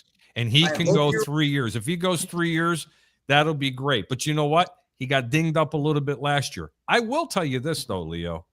And I'm going to use it as a car analogy, because God knows I don't know anything about cars, which is kind of funny. Mike Evans reminds me of a tire. Ladies and gentlemen, a tire, when you buy it brand new, comes out with 11 seconds of tread. Mike Evans has 5 seconds of tread left. It's recommendable to replace that tire when it hits 4. Well, get my drift? Well, I get it. But listen, well, Mike Evans is coming into a contract year, so he has something to prove. More than likely, he's going to be a Tampa Bay. He's not. He'll probably be a Buccaneer. He ain't going to get paid that huge contract. On top of that, Baker Mayfield has something to prove this year, and again, he wants to build off it. He just got paid, Pete. Well, nobody's coming into his free agency year next year, and remember now, guys, a 2-year deal. Yeah, the quarterback 3-year deal. No, he's 3-year deal, Pete. He's coming into his free agency year in 2026, guys. 2025 was only like a 2-year deal, and the quarterback market has moved. And I ain't going for it. Leo, settle this. He's coming back. I'm telling you, he's coming back. I'm not saying he's not coming back, but he's got to want to earn that contract. And the more touchdowns, we say that. Leo, help me here, gentlemen. I want you to listen to this, because John Lynch threw the entire NFL into a tizzy signing Brock Purdy. Yes. He put that bar so high, and the Bucs are going to be a perfect example. Baker's going to want 55. Give it to him. They may not be able to, Peter. That's a quarter of your salary cap. right there. Well, listen, I'm not going to go for it. I would say this. I would think that he may take a little bit You less. may have to pay him. I'm going to settle that one. You may have to pay him. If he balls out like he did last year and he has that kind of season, right? Let me put it to you this way. If they want him, they're going to have to pay him. That's the bottom line, because he will command that. Because if you remember now, about 2 years ago, I said the guy wasn't worth $35 million. They wouldn't pay him that kind of money. Y'all remember this? I remember. And some of the airheads that were out there, no pun intended, webheads. Oh no, they're not going to pay him $15 million. You're a Greek guy. You said Kyle Trask at the time. We were listening to. No, that was before then. Oh, it was. Hey, I said Kyle. We still don't know what the hell you got with Kyle Trask. Will you shut up, Pete? I know what you got. Hey, listen. I was on the trash train as well. Shut up! Hold on. I was on the trash train as well because you would think as a football realist. Let me be clear. I'm going full screen on this one. I'm just going to eliminate Peter here in a minute. Okay. Now let me be really clear. Pete went to FSU. He doesn't like anything from Florida. I never went to FSU. Zero. He's a homer. Let him tell you anything different. He's lying. He was listen. Oh Charlie Ward, if he would have played quarterback for this team, he'd be a million. This guy would have just lit it up. Let me tell you something. If Charlie Ward would have played in this NFL, Lord, please forgive him for he not knows what he's talking about right now. Whoa. Let me go full screen here. If Charlie Ward played in this type of NFL right now, he would be absolutely successful. Look at the short quarterbacks that have been successful athletically. You look at Lamar Jackson. Kyler Murray. Kyler Murray. Bryce the smallest quarterback. Yes, thank you for making my point at the end of the day. So Charlie Ward would have chose, and by the way, there was the Kansas City Chiefs at the time. They were going to make him a 7th-round pick and decided not to. They decided not to draft him, and of course, he went on to play point guard for the New York Knicks. But if he were in this NFL with protecting of quarterbacks, he would have been successful. That's not my FSU bias talking, by the way. Well, I want to go back to what you guys are talking about with the Baker contract situation. The trash train. I can't believe listen, I will say this before I get on the Baker thing. I was on the trash train myself because I figured, you have a guy sitting behind Brady for 2 years that you draft in the 2nd round. It's 9 out of 10 times that's the next guy up. Sitting behind the GOAT, you would have to learn something. Preach on, baby. Yeah. So unfortunately, they didn't go in that direction. They saw a guy in Baker Mayfield. Now, mind you, I will say this about Baker Mayfield. Bruce Arians, before he took that Tampa Bay Buccaneers job, was very high on Baker Mayfield. Thank you. That's right. You're correct. Very high on Baker Mayfield, and that's why Baker Mayfield came in here. But I will say this about Baker. I think Baker will come back, and I don't think, a lot of people seem to think that John Lynch messed up the quarterback market and how that was going to affect the Tampa Bay Buccaneers. I'm not buying it because you have to pay guys a certain amount to play in San Francisco. Those taxes are insane out there. The New York Giants is the one who screwed this pooch. Okay? Well, no, they didn't. They said the same this thing. Shit started with Danny Dimes. Danny Jones paying Dak Prescott the money he paid ruined the quarterback market. None of these. You can't compare the two. I'll take Prescott over Danny Dimes any day of the week. Listen, absolutely. I think we all will. Here's the thing. None of these contracts affected the Tampa Bay Buccaneers. That's what I'm trying to say. None of them affected even Deshaun Watson. It never affected the Bucs. I'm going to vehemently disagree with you. It doesn't affect just the Bucs. It affects everybody. Everybody. Because now what happens is they just can't go, we're going to sign him. They got to look and say, okay, how is this going to affect? We have to try to talk him into coming under 50 mil, and that's probably not going to happen with any of these guys coming out. No, not when these other guys are collecting these kind of paychecks, Leo. Not when they're calling those kind of paychecks. Listen, guys, I would love to stay and hang out. Yes, I know you would. I really, really, really would. You calling would. a fair catch, Harry? You going for a fair catch? I'm going to go for a fair catch, but someone mentioned Deshaun Watson. I'm having this hankering for a massage. I don't know Well, why. Get out of my life. Get out of my life. You know, I'm just throwing it out there. Listen, ladies and gentlemen, for you guys that don't know, this show is not scripted. We don't have a program director. There is no filters, as you can tell. But you know what? We take phone calls live. We do everything the way we're supposed to. We talk about it all, and occasionally you're going to get a couple of picks. But you know what? It didn't happen tonight. It's not a real big deal. Enjoy the rest of the show. Ladies and gentlemen, thank you so much for having me on. Leo. Harry, before you go, one thing before you go. Yes, sir. Louie and I, on July 31st, that's the last Thursday before training camp kicks in, we're going to do our top 50 Buccaneers. Peter, why not that week, the 28th and the 30th, we started here? All right, let's do that because we already did to the top 10 from the great TJ Reeves, and there was some controversy with, by the way, Leo, Tom Brady being ranked at number 4. Oh, and God, what drugs are you on with that? Oh, that wasn't me. That was what? That was the media icon TJ Reeves. That's how he voted on this. Why? And then Derek Brooks was, well, we can talk about it in just a moment. And then Derek Brooks being over Leroy Selman. I tell you what, Harry, really quick, give me some picks. Give me some picks here right now. Give me a couple picks, and then we'll get you out of here on that, please. Oklahoma City in 7. Go ahead, Harry. It's supposed to be Oklahoma City in 7, but I'm going to tell you right now, I gave everybody the Indiana Pacers to win the series, and had they not choked in that other one, you actually may have a chance. But I always said, man, always keep your bets low and your returns high, especially when it comes to gambling. And the price always makes up for the pick. But you could just play Oklahoma City minus the points from here to the end of the. You see, I'm allowed to change my mind because that's what I do. You see, I can play both sides of that fence. But I'll tell you what. This Wednesday we're going to come on, and I'll tell you what. I'm going to give a few people. No, not a few people. I'm going to give them all the picks because I've been doing everything through my emails of people that have been reaching out, but I'm going to start giving out the picks again. Harry, try to keep 9 o'clock open on Wednesday. How about this? Wednesday, coming on with us. You want to put in the picks? I'll put in the bet live. Okay, we can go ahead and do that. But I'll tell you what, we're all going to have a blast. Peter, Little Louie, and I'm sorry, Big Louie and Little Leo. That's what it is. Big Leo and Big Louie, Little Leo. That's all, folks. That's all, folks. Anyway, guys, seriously, thanks a lot for having me on. I mean, I just at the Deshaun Watson, you guys got me. Maybe a little ditty going on. Where's the lotion, baby? I gotta go. God. Y'all have a really good day. All right, see you later. Get out of here with that nonsense. We'll get out to the comments in just a moment. Curtis, I saw that you called. Call back here. Open phone lines. The questions for the night here when it comes to the Tampa Bay Buccaneers.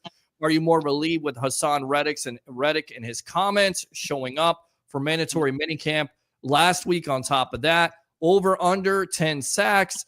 And the other question for the night, can this offense actually be better? And then is this wide receiving core for the Tampa Bay Buccaneers the best of all time? 727-255-0391. It's 727-255-0391. Let's get back to these comments. Before we get to the comments, Peter. Yes, go for it. Since you brought up wide receiver, we have a nice little clip here that I put up of Mike Evans talking about the future. You want to get to that first? Yeah, let's go to that really quick. Let's go to the clip. Let's go to the clip. Let's go to his thoughts on the wide receivers. And of course, we heard this from Jalen McMillan about Ibuka. What does Mike Evans think about the future wide receiver? Maybe you're talking about Tez Johnson also here on the evolution of Sports Talk Television. Enjoy. What are your impressions of Emeka and Tez, your new rookies in the wide receiver room? I know I say it a lot, but this might be the best receiver room I've been a part of. I say it every year, but we always get great players come in. So it's been very fortunate for me in my career to be around a lot of great young players, and they've added to the room tremendously. They're already very polished already. Emeka's really strong hands, super smart. Tez, speed, quickness. Your thoughts specifically on Emeka when he's got the ball in his hands? What he's able to do, like making people miss? He looks like a running back, but he catches like Chris Godwin. Like he's very polished, very well-rounded player. What does that do for you? I mean, you've. All right, so there you go. Leo called it. Yes, you said it, Leo. Yeah, our two guys, Mike and Chris, they're not replaced. Me and you talked about this last Thursday. right here on the Sports Web, the Frozen Fire podcast, every Thursday, 7:30. We talked about this, how Mike and Chris, they're kind of not on the decline, but, you know, they're just on the other side of the hill. They're on the other side of the hill, and these are the two guys. You heard what Mike Evans said. He's like a running back when he catches that ball. Who else is like a running back when they catch that ball? Chris Godwin. Yep. There you go. Yep. All right. Stand by. Let's go out to the phone lines here. Let's go out to Curtis, one of our favorite webheads. What's on your mind tonight, my brother? Welcome to the Evolution. You're on with yours truly, along with Louie from the Frozen Pirate podcast. And, of course, the legend himself, Mr. Leo Haggerty, former coach, scout, and now media member of Night Sports Productions, Amped Up Sports. Go. Hey, happy belated Father's Day to all you guys. Man. Thank you, man. We appreciate that. We really do. Thank you. Number one, I was listening to you guys. I'm gonna tell you guys something. I don't think that these Glazers are going to allow this team to ever fall back into mediocrity. So these guys are going to pay their stars.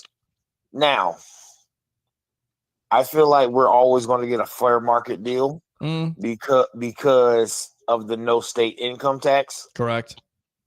And I think Baker, he's going to want to get paid, but he's going to also want his teammates around him because he doesn't want to lose what he has over some money, man. Because here's the thing. It's the Tom Brady effect. Right? Who are you without the players around you? You're not. I mean, that's the problem with signing these big deals with quarterbacks. And listen, I think the NFL salary cap is like the national deficit. We always complain about it, how we're in, the hole, but the money is still there if you want. Is Leo still here? Leo is still there. Leo, go ahead. I'm still here, and guys, I'll tell you what, Peter, I'm 100% behind you on this magical mystery tour of the cap. But what John Lynch did with Brock Purdy is now he put it out front. Now you're going to have to think about how you maneuver your roster to keep your quarterback. You're going to see guys like Baker, like Stafford, like Goff, guys that are down the road. It's going to be hard to keep them at what they're going to do. And you know what? We all talk about how Tom Brady took less money. Please, he never took less money. He redistributed in the contract. He got the same amount of money. It just got moved around into different years. And the Bucs are phenomenal at coming up with ways to move money into different years, into different areas to keep under the cap. But guys, I tell you, every quarterback is going to walk in, and Curtis, I agree with you that it helps not having any state income tax, but you know what? The agent doesn't care about that. He gets 4% of the contract. He wants the highest deal he can get. Well, to that point now, Leo, we know that Chris Godwin, and the reports are, Curtis, I don't know if you caught this, Louis, I know you did. Chris Godwin turned down $30 million, even after his agent wanted that. And it was his wife that made that decision with him. And again, that's it. I mean, come on, man. Listen, and Tampa Bay, guys, I talked to Levante David about this. It is becoming destination now. It's not an afterthought. People want to come and play for Baker Mayfield. And it's also uprooting your family. Correct. And listen, what I mean about the national deficit is, look, the Saints, the last 5 to 7 years, they've been in cap hell, and yet they're able to sign every player they want to sign. Why? Because like what Leo said, the Bucs are great at maneuvering. Furthermore, the NFL cap every year goes up. This is a billion, billion. $14 billion a year. And it's just getting bigger and bigger and bigger internationally. And they're talking about going 16, 17 games a year. That sells out. That's what they want to do. So are you guys on board for that? International? Like, would you guys want to see like a let's get back to that in a moment. Curtis, go ahead and finish up, my friend. I was going to say, for all of you guys, and Leo, especially Leo. I know Leo's been doing it for a long time. Yes. I got a buddy, a Bengals fan, and I'm like, do you see how much money they spent between Chase, Burrow, and Higgins? Like they're not going to have any money to pay anybody Well, else. they've been talking to Hendrickson because you know why? The guy they drafted, Shamar Stewart, he's holding out. I mean, I heard a lot of bad things though, Peter, with that kid. I think they made the red flags were there with this kid. Yeah. It's not productive. You draft a guy on potential alone because you fall in love with his athleticism at the combine. But he is what he is when the tape comes on. He's not a productive player. You draft him on potential, and then on top of it, he has a terrible attitude. So now they are forced to resume contract talks with Hendrickson. By the way, they could probably get 31 teams to trade for him. But if you don't get him signed, you're basically screwed at this point because you don't got a pass rusher. That's the funny part of that whole scenario, guys. The rookies are slotted. They know and their agents know what they're getting. Cincinnati's trying to lowball this kid right out of the gate. Yep. They have to be. Why else would he not sign? And he doesn't want to throw the organization under the bus, but he said, hey, here's what I'm worth by that draft pick. Yeah. It's what the league tells me. I'm not coming in. And he showed up for mandatory minicamp. Didn't work out because he didn't sign his release.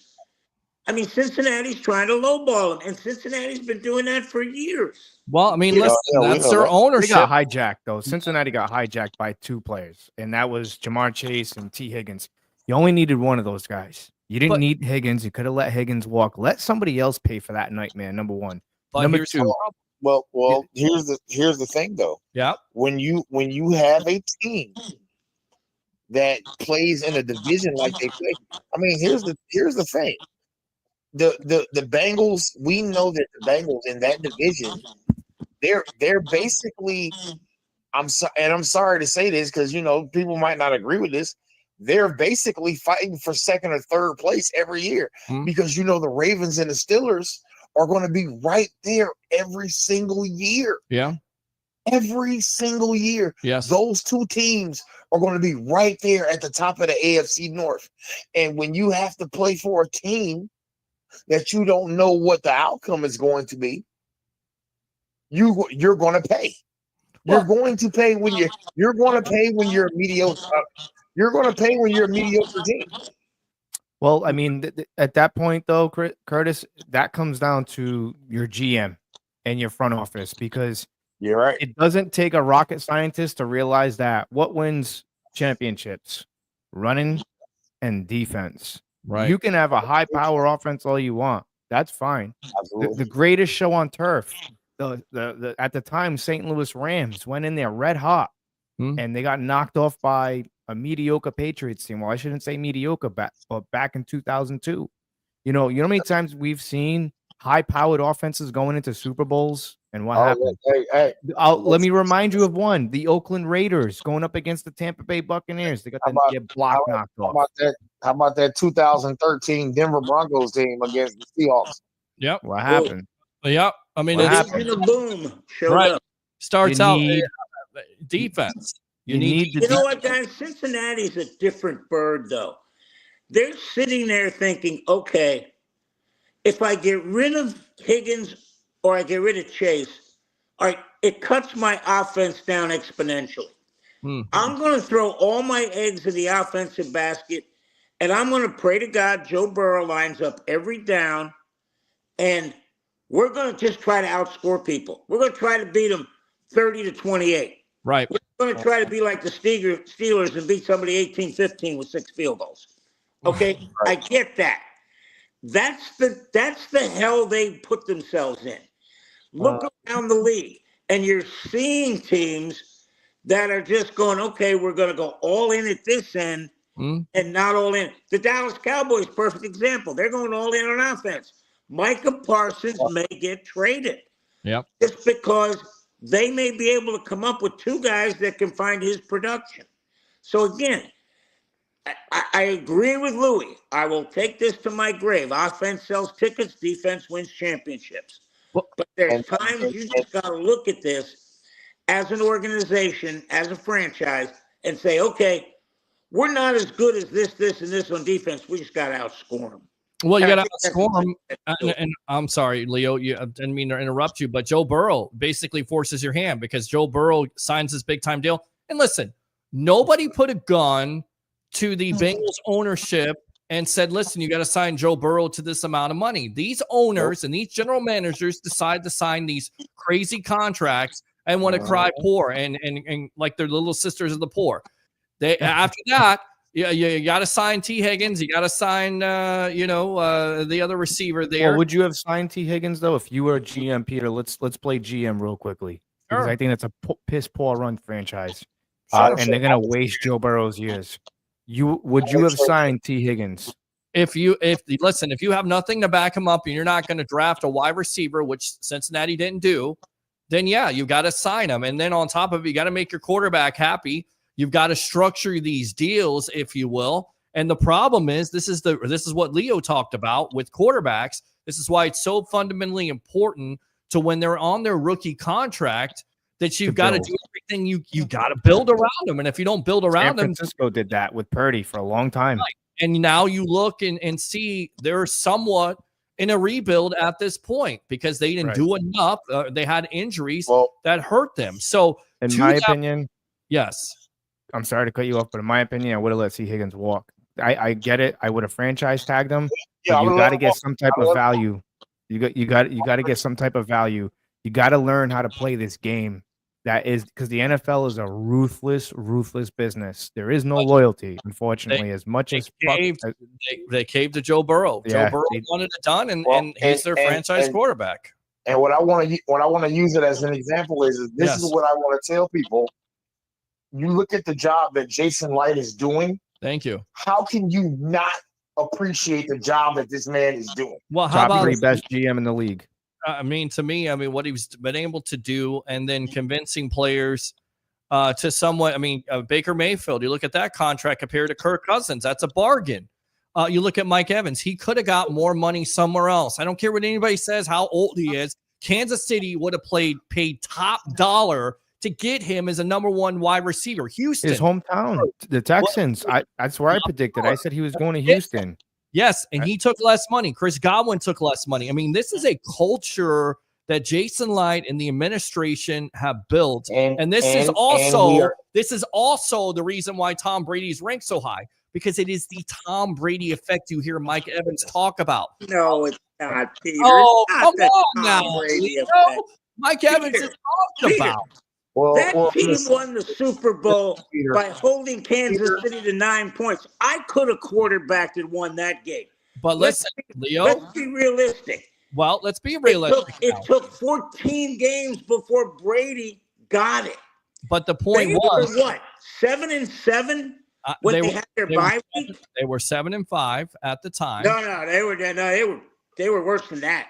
Well, they had 5 losses. They had 5 losses. Yeah, they were 8 in a row, but they were just coming off 2 bad losses to Kansas City. Yeah, and everything worked to perfection. The teams they played in the playoffs, they had already seen. They'd already seen all of them. They knew what to expect. I get that, but my point is he took less money, and that's rubbed off on Mike Evans, and that's rubbed off on Chris Godwin to that. Well, and I know he got paid, but he could have got paid a lot more money. Hey, Antonio Brown played on $1.7 million, wasn't he?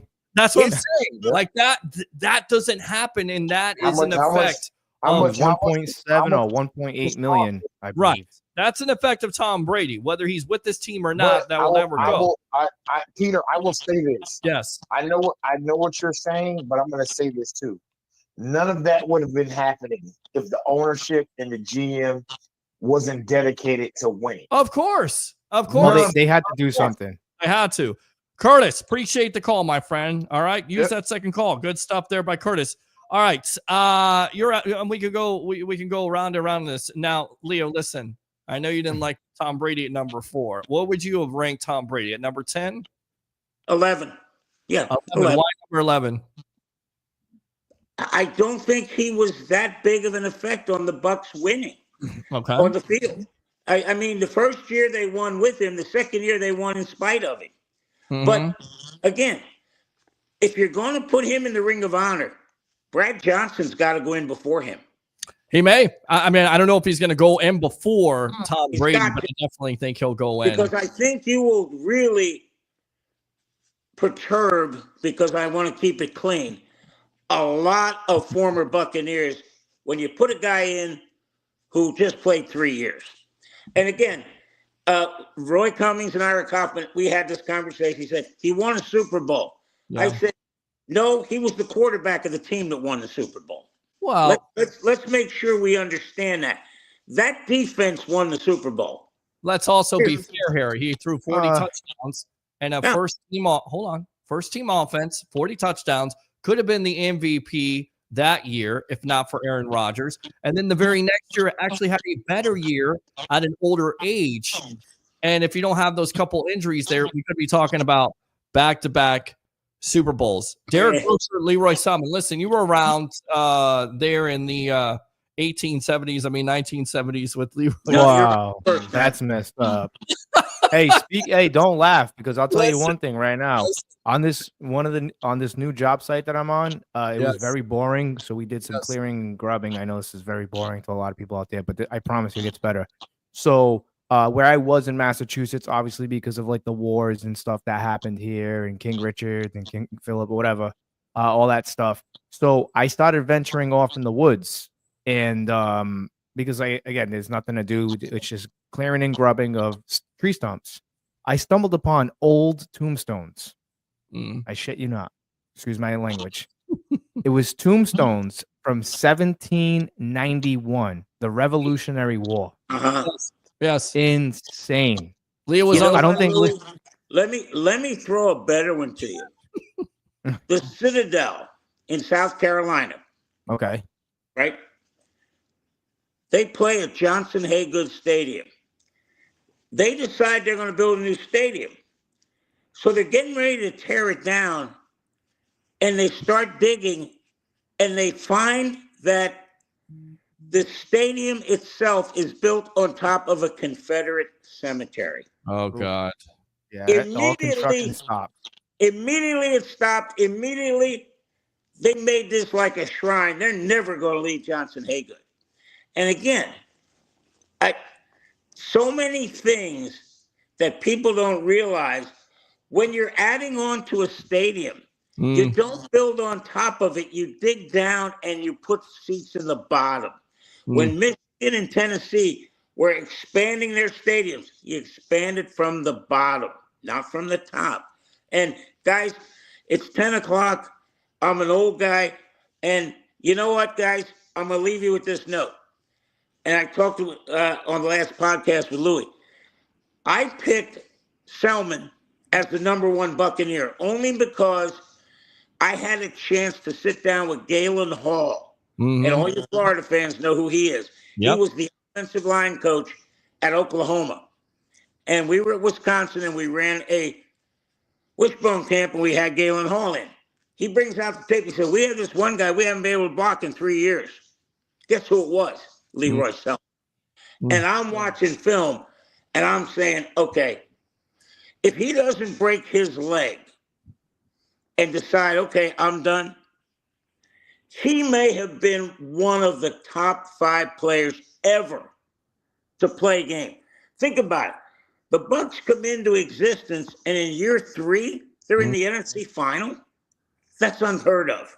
Just, you don't see that. No. And that's what happened. Gentlemen, as always, it's a pleasure. We got Seneca Wallace coming on at 9 o'clock Wednesday night, and that's going to be so much fun. He coached the St. Louis Battlehawks in the USL this year. UFL, whatever they call that damn thing now. And we're going to get some insight. And I really like the one line that Coach Johnson is using in Chicago when asked, what's his major job with Caleb Williams? He goes, it is my job to make him comfortable with the uncomfortable. I'm going to ask Seneca that and say, you want to kind of take that phrase and break it down into common coaching terms, what they actually means. Gentlemen, it's been a pleasure. Have a great evening. Always is a pleasure right there. Book him, Dano. The legend himself, Mr. Leo Haggerty. You know I was joking around with you, brother. You know that. Happy Oh, Father's no, Peter, I'm writing it all down. So when we go out to lunch this weekend, I can make you pay. Yeah, he's gonna walk out. He's gonna give you an Irish goodbye, and Yeah. the waiter's gonna come and say, I'm going to the "I've done bathroom. it before." I'm out of here. All right. Thanks a lot. Appreciate you, Leo. You shut up and get out of here. You're giving them ideas here. You're the new guy Irish, here. Don't give him any ideas. Don't give give him him any an Irish goodbye, man. I'm telling you. Irish goodbye to you. How about this? Shut up! All right, so let's get out to the comments. Open phone We lines. got a lot of them. Yeah, we do have lots of comments here. I don't want to neglect you guys. Again, Facebook stars are open, YouTube super chats, and again, open phone line 727-255-0391. It's 727-255-0391. Not on Instagram. We're doing a free jersey giveaway. Well, we are. I am. I'm doing a free jersey giveaway. I'm paying for it. Okay. So those super chats, make sure you roll them in, because the way I'm doing this jersey giveaway, I'm just kind of seeing who's paying attention, who's on the show, who's watching, who really deserves one of those nice $180 Nike Vapor Carbon, whatever the hell they're called now, which I have a gripe with. They don't make the quality the same anymore, but hey, it could be Baker, could be a creamsicle, could be Mike Evans, whatever you want, man. I'm telling you, it's going to be on the Frozen Pirate podcast. So those super chats, bring them in. They go a long way. $10 could get you a Mike Evans jersey. $20 could get you whatever. Well, just saying. And by the way, we got to put the Levante David jersey on the wall here. Once you get some framing or get a box for it. Hold on a sec here. Show them. You got to Well, did you show everybody your jersey yet? Well, they saw it. They saw it the day I got it. So I think you should flex on them again. I'll do that in a little bit. How about that? All right, let's go out to the I got a Bucky one autograph. Well, lucky you. You know, we were trying to get him on the show. That's You wanna we trade? get him on the show. No, I'm not going to trade you. I'm going to keep my trade this. How about that? All right, let's go out to Eric here. He says over.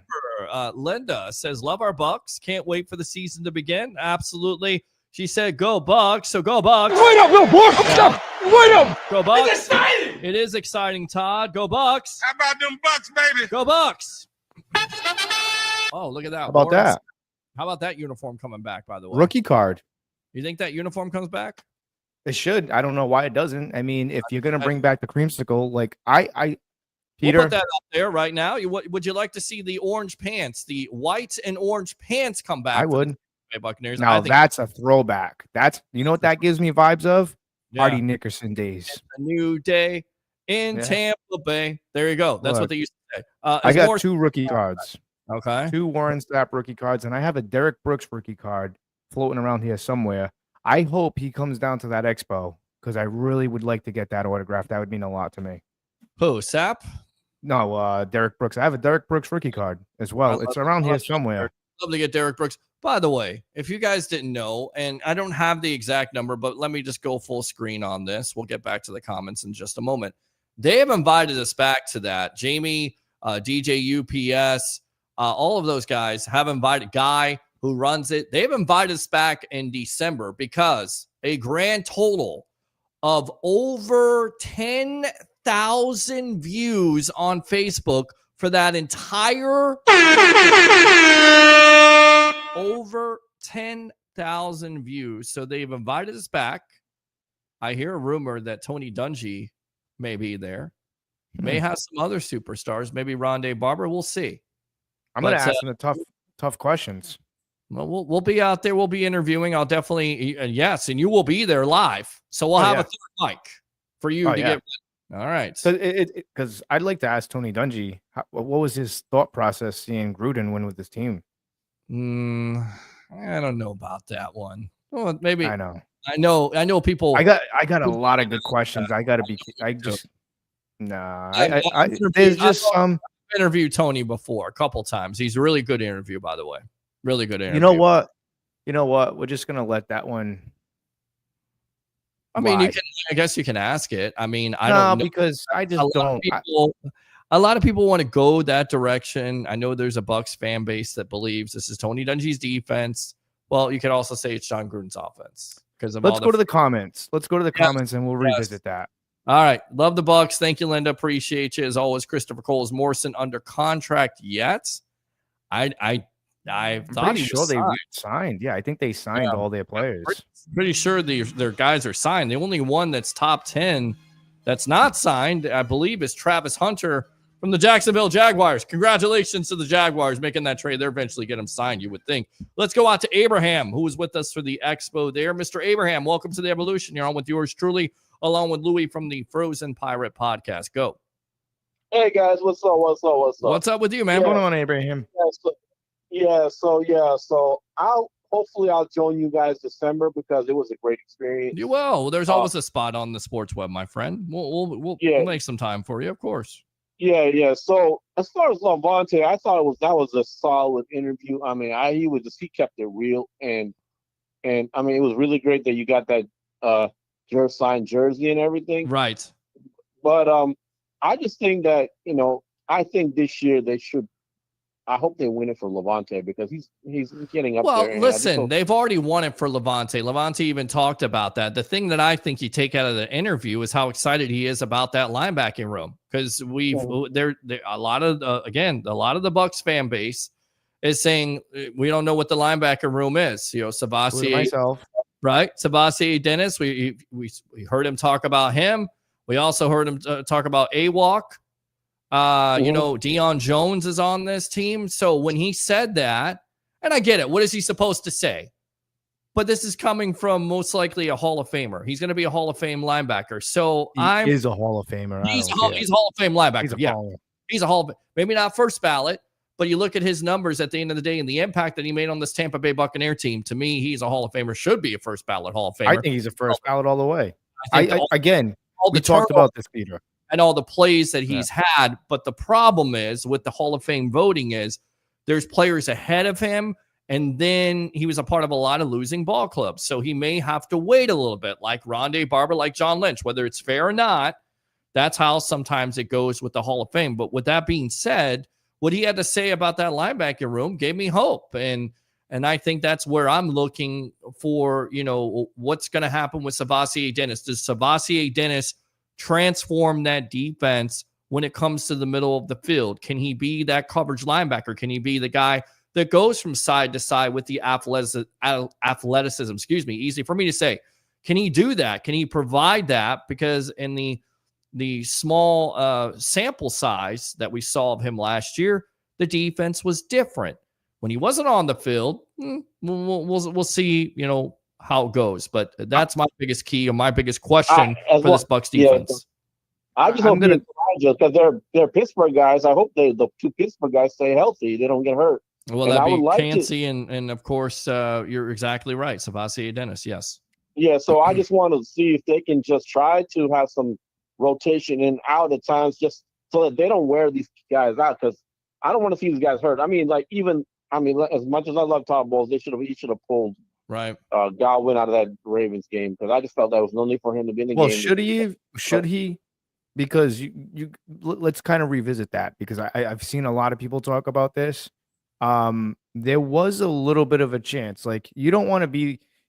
All right, let me just say this: damned if he did, and damned if he didn't. Because if we would have pulled out Godwin, think about it. If he would have pulled Godwin and Evans out, how many people would have came on and said, I don't know why he pulled them out. We were down by 14 points. They were scoring all these points.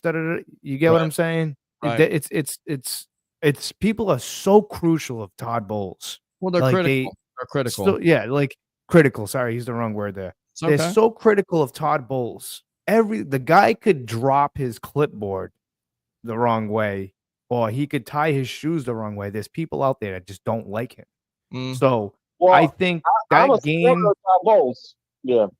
That game, I understand why he left them in there, just because there's a little bit of a chance, I guess. But unfortunately, things happen. I mean, the only time I've ever really been very upset with Todd Bowles was that game against the Chiefs. We should have went for 2 points, in my opinion. I completely agree with that. And I think that's the reason why you hire a coach in the first place from Jacksonville for time management issues? And those are the questions. And that's what you like to see from this coach that's admitting to some of the things he had. Because there's other coaches out there to be stubborn. He's not doing that. He's saying, Bill Belichick. Well, yeah. And look listen, he won some Super Bowls, but after Brady left, how did that team do? How did they do after he left? Not very well. Remember Mac Jones? Yeah, I don't. And was stubborn. And, Bowles is admitting to not being stubborn at the end of the day. What else, Abraham? Well, yeah, so he brought up Mac Jones. So that reminds me, I like what Kyle Trask has done as far. I mean, he has never entered the field, but he's built a good rapport with the teammates. I guess. I mean, I just, again, he knows he was a punching bag for Brady. Got re-signed. I don't know. I don't know what it is. We'll see, because there looks like there's a legitimate competition between him and Pratt, and we know that Jason Light likes Pratt. So we'll see how that competition goes. But does Trask have some type of advantage, if you will, because he knows the offense? Yes, but from what you hear, and again, this is coming from various sources. Joe Bucs fan, Pewter Report. Trask is doing the same things when it comes to practice, floating, balls, doesn't throw the ball with the tight spiral, still makes decisions. When do you say, okay, he's not the guy, we're going to move on, he's an upgrade? I don't know if it's this year, but I'm just saying they brought him in for a reason. They wanted to draft Pratt. We're talking about backup quarterback. Do you feel confident in him if Baker was to go down, let's just say, because there's a strong possibility this year. And listen, Peter, you know me. We've had conversations off here. When I say, hey, I have a good feeling about something, we've talked briefly about certain things, and I said, hey, I have a good feeling about this. Don't worry about that. It's coming. I'm going to go ahead and say I have this funny feeling this year that we're going to have to play 1 or 2 games without Baker this year, because Baker plays hard, and I respect the hell out of that. You got to take it back. Take it back. Say it. I don't want to. It's the feeling that I have. Knock on wood. Because to answer your question, I don't have confidence in Kyle Trask because I haven't seen enough. But can you make him a DLG quarterback? Can you, That was funny. You're like, take it back. Take it back. Take it back. Take it back, damn it. I don't know what to make of Kyle Trask. I don't, because here's a guy that got drafted to the Tampa Bay Buccaneers in the 2nd round when Brady was here. So when I saw that, Peter, I just thought, okay, this is our future. And then I went back and I watched a little bit of tape on him. I was like, all right, he's not bad. But he's going to be sitting under the GOAT. You just said it. He's not bad. It means he's not good. I know, but that's why I'm saying. I'm like, you can make him a DLG quarterback, right? Yeah, I mean, you could limit because he's a rookie. He's going to be a rookie when he comes in. Yeah, he's a rookie. He hasn't had 2 passes. He's had 11 snaps in his NFL career. So basically, 90% of them were run plays. I mean, you run the ball, you make him a DLG quarterback so he doesn't make those mistakes. You make good, solid throws. Do we bring in another quarterback? I don't think you go with that. They're not going to do it. They're going to go with Trask. They have confidence, and they're going to go with Pratt. He knows the offense. That's the bottom line. I mean, he's not Baker, but he knows the offense, and he knows. Hey, you know who else knew the offense too? Rob Johnson. Well, Rob Johnson. Yeah, Rob Johnson. Blaine Gabbert. I mean, he had some snaps there. He had a win for this team. I don't know, man. I don't have the confidence right now because I haven't seen enough. Of course, that can change. It can always change. The small sample size. I have more confidence in Savassier Dennis from what I've seen than I have for Kyle Trask. I like Savassier. He's physical. Our defense is very physical, but I don't know about the coverage skills. I think you're gonna have to bring in a linebacker with the coverage skills. Nope. Let him be your thumper.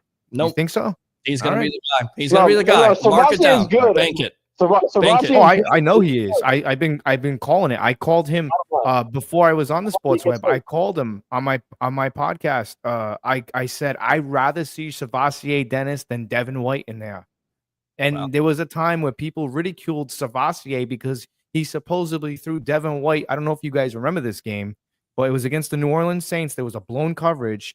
And Savassier had to run down and track the I think it was Alvin Kamara. He had to take him down, tackle him down. And in the press, they were like, "Oh, was that a blown coverage by you?" He's like, "It wasn't my blown coverage, but I had to clean up the play." And he was talking about Devin White. So, and I said we need Savassier over Devin White. Water's wet. Thank God Devin's no longer on the team. Devin That's all I White gotta blows. say. Look, water's wet. Stu doesn't spend money for the Rays, and Devin White blows coverage. Certainties in life. There you go. Yeah. All right. Devin White gave up on the team. He just gave up on the team. He was all about himself. That's right. He wanted all that money. Well, So- from what I heard about Devin White, he couldn't take constructive criticism. And as a 37-year-old man like myself, Peter can tell you this, and I'm sure anybody out there, if you cannot handle constructive criticism, you're always going to be stuck in one place, and you're never going to evolve, and you're never going to get better. And He didn't get any better. He got worse. He went on the decline. You're right. It was attitude, whether it was injuries or whatever. He's got the opportunity now with the Raiders, and we'll see how it works out there. you know who said that about him too? Who's that? Levante. Well, Because they were asking him, how come he wasn't at Tom Brady's roast? Do you think he could handle that? And Levante said it. He goes, Devin White can't handle constructive criticism. And that's a problem. Yeah, well, the team doesn't have him anymore. So one more question. Sure. What happens if Bredesen or Barton go down? How is the O-line going to look? I mean, that's my depth question. Next man up. How it's always been. Next man up mentality. It'd be a loss, but they do have a kid by the name of Elijah Klein. They really like him. They have the kid, and I can't think of his name, who's going to fight for playing time, may be a backup center for this team. Jake Majors? That is correct. Yes. They have There's some him. depth on this offensive line. There's definitely some depth. All right, so that's all I got to say, just in case, because I remember the interior O-line depth was a question mark for me last year. Can you please not hope for any injuries? And once you say that, knock on wood, please. Because this team went through enough. Knock on wood right now. Do it. Knock on wood. There you go. All right. Sorry, I'm not praying for an injury. I'm just saying be prepared to play at least one game without Baker Mayfield. And I'm not saying, hey, it's going to happen. I'm just saying I have this feeling because this is a year, Peter. I think the Tampa Bay Buccaneers, they're all in. No point intended to that company. You know who I'm talking about. But which they've actually been pretty good. I'm going to admit that. I'll save that for Wednesday. They've actually I'm watching AEW. I'm not lying. Anyways, but wrestling talk, we'll save that for Wednesday, but you're exactly right. It's been good. It's been better. Getting better. All right. Save that. Comments. Let's go to the comments. Every single last team I love in sports is located in Florida. Tampa Bay, the Rays, Florida State, and the Lightning. Let's effing roll. Pack the NFC up. I like it a lot. There you go. Yeah. And that's O'Brien Norman. Thanks a lot for tuning in there on Facebook. Cope is going to show out this year. Flashes of brilliance. He could be a weapon. Definitely could be a weapon. Godwin and Evans should be on a pitch count early on, be fresh leader, and then the playoffs. I don't know if they're going to do a pitch count. I think Godwin more than anything else. Evans, I get it. He's getting older. Getting older. They're going to be a running more team, Peter. I'm telling you right now, they're going to be a run first team, in my opinion. I think they're going to run the ball a lot. I think Rizard is really going to run the ball a lot, and it's going to be like, remember the 2002 Buccaneers? There was some games where they looked on offense terrible. And then there was other games where Brad Johnson would just air it out to Keyshawn, 4 touchdowns, 5 touchdowns here. I 22 think that's what touchdowns, 6 interceptions for the year. That's in my opinion, I think that's what this year is going to be. Obviously, this offense is light years and galaxies away from that offense. Yeah. But what I'm saying is you got a guy in Godwin that's not fragile, but 2 major injuries. And then you have Mike, who is getting older, cramping up, which is understandable, and I'm not knocking him for that. I want to see Mike. I'm rooting for Mike to break that record badly. I want him. I want another 1,000 yards. But I think for the benefit of the team, it's kind of like a pitch count. You have to keep those guys fresh because you can't make that same mistake like last year with Jalen McMillan not getting enough reps because it took a little while for him to get going. That's the reason why you have to be excited about this because knock on wood, if you do have an injury to that wide receiving group, now you have guys that can come in, have backup, have the talent. Guys are working hard too. Yes. All right. I guess we'll go out to the phone lines here really quick. The Bucs will pay Baker. You don't let a franchise quarterback walk. First long-term quarterback this team has had. They will find a way to do it. Never doubt light and gang. Exactly. Let's go out. Good comment there. Yeah. Let's go out to Mr. Williams. Please turn your phone down, Mr. Williams. You're on the Evolution. What's on your mind? Mr. Williams? All right, good afternoon, man. Well, good afternoon, buddy. Well, good afternoon, good night. Yeah, Yes. right. A good night, all that, man. But How was your Father's Day, Mr. Williams? hey, man, it was great. Man. Listen, we know you're dealing with some things here right now, so our prayers are out to you. Our thoughts and prayers here on the Sports where we're out to you, brother.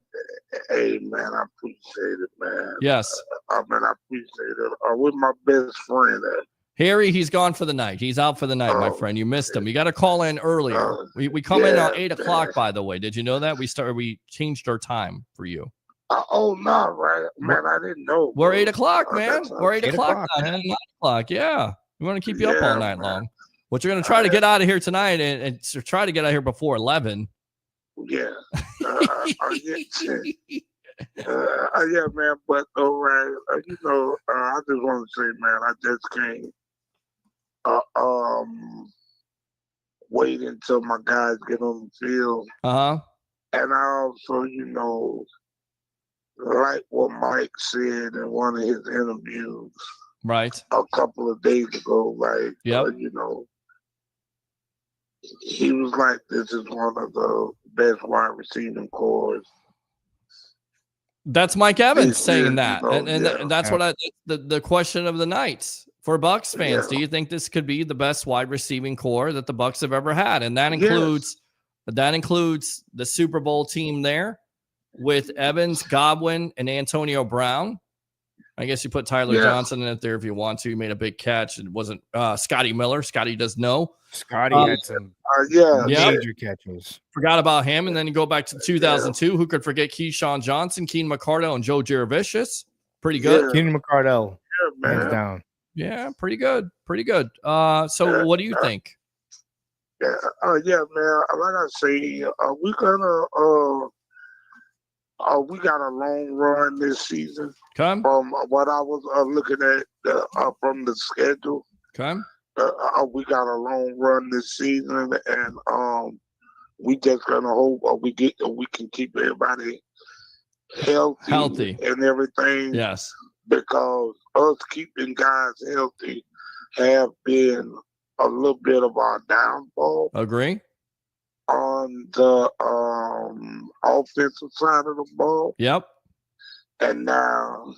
Well, the defensive side of the ball, too, was hurt. Yep. Antoine Winfield Jr. was hurt. Kalijah Cansey was banged up last year. That hurt the team. Yaya was hurt a little bit, banged up. Don't forget about special teams. Now, I don't even think we're gonna see number 31 on the field. Well, 31. We talked to 31. Did you see that interview by chance? Oh no, I didn't see that. Well, you gotta. Maybe we'll play that interview later. Instead, we'll keep the Brad Johnson. I wanted to play the Brad Johnson, Kalijah Cansey, but we may go back to the Antoine Winfield.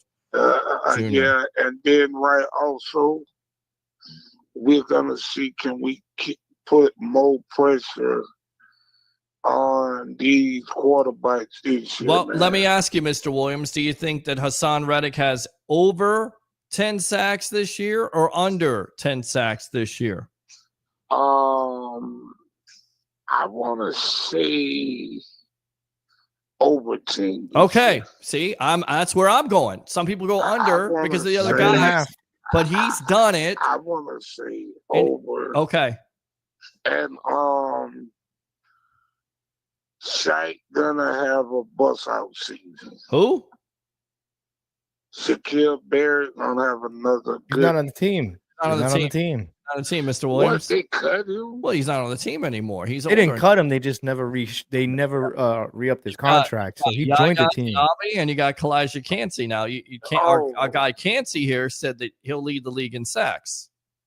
So we'll see. Oh well, now that's something I didn't even know. Well, I got you, brother. That's what we do here, Mr. Williams. You've been you haven't been here in a while, so we got to get you up to date, my friend. All right. You gotta get better. Because all right? I didn't know that Shaq didn't even resign. Well, he signed with the Bucs last year, and because they had a lot of injury issues. So that's the reason why you go after David Walker in the draft. That's the reason why you go after an Elijah Roberts. Yeah, Chris Braswell, he drafted in the second round. So they're going with the young guys here and Hassan Reddick. One thing that I can respect Mr. Light for, yes, he gave Vita a lot of help this year. Well, he did. He definitely did, Mr. Williams. Yes, he gave Vita a lot of help this year. And he's gonna win a lot of one-on-ones. Well, it's a good situation to have because you can't double on Vita Vea. If you double and triple on Vita Vea, you're going to have to deal with the outside pass rushers, and that's the reason why you get excited about Reddick on the outside because he's done it. 59 sacks, and he'll have those one-on-one matchups. Y'all keep up the good work, man. Yeah, we'll see what he can do this year. Keep up the good work. All right, Mr. Williams, we appreciate the time, man. Hang in there. Keep on fighting the good fight, my friend. All right. Hey, is it on this Thursday? Is it on what? This Wednesday? No, I'm saying it's the Sports Web on Thursday. No, the Frozen Pirate podcast is on Thursdays, but I'm gonna let Louis on something here. I'm gonna start coming on here. I'm just gonna be a co-host. I'm gonna give people an opportunity to talk Bucs with him because we're gonna provide the phone line that night too. How about that? Yeah, Sounds man. good with me. So, when you get ready to go to the training camp, man, I need to know. Bring Harry down. Yes, because he needs to provide you with wings. He owes you wings still. Yes, and we will do that. Number love, man. You guys have a good night, love you, man. brother. Keep on fighting. Too, all man. right? Keep fighting, brother. Yes, all right. sir. You're dealing with right now, a terminal thing. You can guess what it is, and he's still calling the show, and that's what I love about our webheads. No matter what they're dealing with in their daily lives, if they have loss, if they're dealing with terminal illness, they call the sports web because it takes their mind off of it, and I love that. Open phone line 727-255-0391. It's 727-255-0391. David says there on YouTube he can be a weapon. Christopher Cole, Godwin, and Evans should be on a pitch count. We read that one. Sorry about that. Absolutely agree with you on that. Lamar says, aloha, Peter, Louis, Greek, and Leo. It's great to see and hear from you all. Let's go, Bucs. Let's go, Bucs. Wait up, little boy. Wait up. Let's go, Bucs. Let's go, Bucs. How about them Bucs, baby? Let's go, Bucs. All right, good stuff there. Dave says Trask is still an unknown. Baker became the number one pick he was supposed to be. Trask just hasn't got the chance yet. Hate how people knock the guy when he's never gotten to play. Not knocking the guy. I just don't know. I don't know. We don't know. I don't know the fascination. Like, I get it. Yeah, he's big and he played well at Florida. I think the best shot he had at starting this team was before Baker came here when Canales became the offensive coordinator. He had the opportunity to have the competition, and this has been talked about how it was close. But again, Bulls favored the fact that Baker had the experience, which I understand. They wanted Baker though. You want to have the experienced guy that's going to give you the best chance to win. Yeah. Like I don't. There's nothing. They were very high on him too, Peter. I don't understand the fascination, if you will, or the hype. You've got. I'll tell you what it is. I'll tell you. It's like I don't like. I know we talk about it on this show, but are we losing our minds here? Like, you got. I'll tell you what it is, Peter. He's the franchise quarterback. You got the girl. You got the girl you're going with the dance with. You're dancing with the girl. Stay with the woman. Stop having the sneaking eye there. Stop. Trying to. Peter, you know what it is? What is it? Tell me. It's the same thing that we keep hearing about with Jameis Winston. It's the FSU thing. Well, he's from FSU. Right. It's the same thing. He's from the Florida Gators. He should that doesn't mean that they should be representing the team. When Jameis got drafted, I still said that was the wrong choice. He's never gotten a chance. He had a chance to fight out with Baker Mayfield. He has a chance every training camp. I mean, every camp. I'm on Dumb and Dumber. You're saying there's a chance. What is it? 1 in 100, 1 in 1,000, 1 in a million. The only way he's getting a chance is if Baker can't go. Give me a chance. Give me something here. Let's go watch a Curtis. Curtis, using your second call. Welcome. this might be a little off subject, but I just wanted to touch on this. I know Well, how off subject? Well, is it about the Magic? Because we didn't even talk about the Magic trade they made, and we interviewed Nick Anderson on this show, and he said, "I'll believe it when I see it." And sure enough, the Magic give up 4 first-round picks, Cole Anthony, for Desmond Bain. But yeah, well, at 41% That from trade three, happened. That trade happened. 19.2 points last year. Would you guys be opposed to having a basketball team in Tampa? No, you're not a basketball team in Tampa. Really? Orlando's the team. Tampa's not a basketball city. I don't think Really? Tampa Well, I is. remember they had the Raptors during the COVID year. The Raptors were playing down there, right? Here's the thing. Yeah. Desmond Bain. I tried. I know you did. Go ahead. I mean, I would have been going after John Morant. Well, but they didn't want to trade John Morant. John Morant's got to really get it concealed to carry. All right, he's got to do it the right way. I will tell you this: John Morant needs to have a chaperone like T.O. Okay, because that guy at any minute, especially in parts of Orlando. Okay, but you're going to trade for that. I know how talented he is, but you got Banchero, Franz Wagner, Jalen Suggs. Hopefully, he can stay healthy. Hopefully, all these guys can stay healthy. And you get a kid like Bain. Who's gonna? That's your 4 right there. People go, well, they give up 4 first-round picks. Okay, well, somebody had to take on that god awful contract that Pope had, which is like $43 million. You took it off your hands. You gave up the first round this year. Next year, Phoenix. Okay, that's unprotected. But the Magic are banking on the fact, and by the way, they're going all in. I mean, it's an amazing concept when teams go all in. They put draft capital. And they say, you know what? We're not going to be a bad team. We're going to be one of the upper echelon teams in the Eastern Conference. So those first-round picks aren't going to mean squat in the first place. Like everybody getting up and oh my God, they gave up 4 first-round picks. The Rams did it. The Rams are notorious for doing that. I mean, there's plenty of teams paid off. That have done paid it. Off. It paid off. If it pays off, if it wins you a championship venture, because here's what it comes down to: you're locked in with Wagner, you're locked in with Jalen Suggs. Banchero is going to get a top dollar deal. If you want to keep him, you better start winning more. You better get out of the first round. You better make that kid happy. You got to put pieces around. Because honestly, I don't think. I mean, I know that Boston lost, and they lost Tatum, by the way, for the year. Okay. So he's done. And probably next year. That Orlando team played Boston pretty much fully healthy and correct. And what were they missing, Boston, Curtis? Boston had to fight Orlando. What were they missing, Curtis? With Orlando? Bain? Yes. Honestly, I think Orlando needs a floor general. They got a floor general. They got Bain. Bain is going to be there along with Suggs. Suggs and Bain he's going to be off guard. I think Suggs is going to be your floor general, your defensive stopper there. They have Anthony Black. He's a young player they really like. That's the reason why they got rid of Cole Anthony in the first place. Listen, I just want to see it come together. 41% from 3, 19.2 points. He could be a guy that turns into a superstar for this team if he works and he is able to stay healthy. And that's what it comes down to. I'm praying for it because ever since Dwight Howard got traded. Well, listen, they've been there, and then they had, they had some players they traded. They've been doing this rebuild, and then they go all in, and it doesn't work out. I think they got it right this time. I think Banchero is a superstar.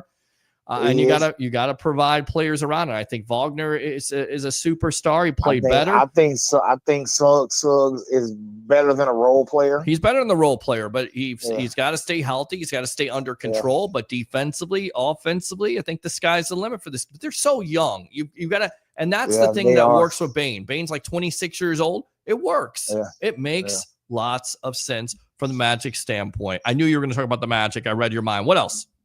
Oh man, what are you upset about? You upset about Boston? Is that what it is? What it comes down to with them trading Devers to San Francisco? You're upset about that? I mean, no, I'm not upset because why wouldn't you trade a disgruntled player?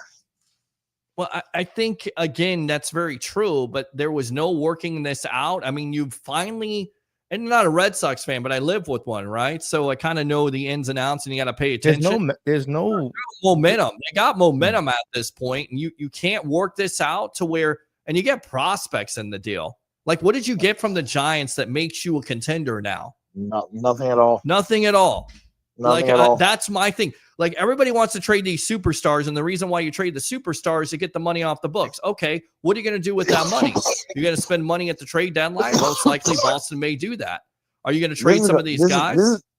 This is going to sound terrible, but a $250 million contract in baseball doesn't really sound like much. No. Well, it really does. 10 years of salary for the Rays. That's terrible to say. But yeah, you're right. Of course, you gotta say that. Well, you gotta say it. You're an idiot. You're an idiot for saying it, but you're 1,000% correct. Of course, I'm an idiot for saying it. Correct. That's what I do here. That's exactly what I do. You know what? I'm gonna say this. This AL East is the most up and down division, and it's been like this over the last couple of years. Correct. And I mean, what was the Orioles? The Orioles were kicking ass. What was it, last year? Yeah. I mean, you just don't ever know what's going to come out of this division. You really don't. These guys, they battle each other so hard in the division. And it's a long season, and nobody's running away with it right now. We're not even halfway through the season.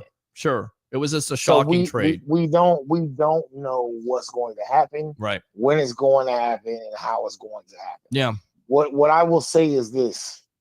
Well, the Rays are sitting in second place in the AL East. I mean, you're what? How many games behind? By the way, the Rays won tonight. They beat the Orioles, and then of course the Yankees, I believe, lost. So so you 2.5 games back from the Yankees. That's not bad considering where we were. Well, where the Rays were, right, weeks and weeks ago. So there's yes, yeah. So I don't think the Yankees are. I don't even think the Yankees are going to make the playoffs this year. Wow, that's because they started off good, but this team always starts spiraling towards the end of the season. Always. Well, I mean, they had a good year last year, but they were healthy. That team is not healthy. They're not. They're definitely not healthy at this point. But if they can get healthy, they can definitely be dangerous. What else, Curtis? Well, they're 7-3 in the last 10 games. The Red Sox are 2 5-game win streak. The Red Sox. Go ahead. I was at the doctor this morning. Me and a guy got into it because I wear my Bucs gear to the doctor when I go or whatever. You got doctors giving you problems because you're wearing Bucs gear. What is this? No. It was another patient because Oh, it's another patient. What is he? A Saints fan? He actually is. And I said, bro, don't even talk to me. Like you have nothing. You have nothing to say to me. Like, what is he there for? Hemorrhoids? Because he's a pain in the ass? Is that what he was there for? I don't know, but this is what I told him. I said, here's the thing. I got a soundbite. I just can't play it. Well, I'll play this. I'm gonna tell you the biggest problem with my team. The biggest problem with my team last year was we could not get off the field for third down. Well, yeah, I mean that's the reason why you improved the defense in the first place, and I think that's probably the biggest question coming in: how improved is this defense? I don't know how many times that I wanted to personally drop kick the TV when we were letting. Well, don't do that. It's too bro, you're a big guy. Don't be doing that because you break your TV. Hey, it's my TV. But you could make that video. You just got to post it to my wall when you make it. When you drop kick the TV, don't hurt yourself. Make sure you have the other TV just in the back. You know what's crazy is I was at Sam's Club the other day. And they had an 86-inch Samsung for $700, and you were tempted to get it. Man, but you know why? The hertz on that thing. Go ahead. The reason why those are cheap, it's because the hertz, the refresh rate there. I always get a kick out of the old grandma. She goes crazy, and she starts cursing up a storm, and then she breaks the TV, and the kids are trying to stop her from breaking the TV. He's like, well, you've got to pay for that TV when you break it. Like, you get it. You're going to get the views and you're going to get paid by all the, and it may be, listen, it's probably, a TV. They just keep on like their break or dummy TV. They got a TV in the back. Like it's genius. That's the way I do it. I would never listen. I paid $1,400 for the TV I have upstairs, and that thing is like a damn movie theater up there. And when I was trying to mount that thing, it's an 80-inch. I tried to mount that thing by myself, and then I picked it up, and it kind of like teetered. I let that thing. I fell back into the couch. I let that fall on top of me because I wasn't breaking that TV. Okay, so listen, I know you guys around my age, but here's the thing. I remember when these damn flat screen TVs first came out, they were ridiculous. Yes. Stupid money. The prices of these, even a 32-inch flat screen, like when they first came out, they were ridiculous. They're still ridiculous. You remember the TV with the DVD player built inside? Remember how much those were? Oh my God. Yeah. That was kids. Hey, listen, that was technology. TVs with the curve. The TV with the curve, those are ridiculous. Remember Web TV? Oh, Web TV. You remember those big giant TVs, the tube TVs? Yeah. Like, you know what I'm talking about with the wheels that you can't get out of your house? It's kind of like stuck there. Yeah. Yes. Oh my God. Leave that TV there forever. Yeah, because you're not moving it. Nope. For the most part, those TVs work forever though. Well, they usually do. They usually do. Projectors usually go on them, and you'd have to replace them. But I mean, that was no big deal. Now a bulb goes out in your TV, they tell you straight out you're better off buying. All right. So what did this guy say to you exactly? Because you have to counter him by saying, "Listen, who is your quarterback?" He was talking about you guys all offense and no defense. I said, well, the problem is we weren't healthy on defense last year. That's a fair point. That's what people forgot to mention. Right. Was that Cameron Jordan you were talking to? Yeah, Sounds like a Cameron Jordan type of deal. Of course, I would have even acknowledged that. I would have never engaged in that conversation. He's an older gentleman, so he's probably been a Saints fan. Is it Steve Jordan? Is it Cam's father? He probably's been there since Archie Manning was the fucking quarterback. I knew we were gonna get it. But y'all don't say that. Hey, Archie Manning was probably the quarterback when he was, he became a Saints fan and whatever. But I mean, I listen. I love the one thing I love about NFL fans, sports fans in general. Yes. We give each other so much shit when we see each other. We do. We really, really do. Yes. But it's a little extreme sometimes.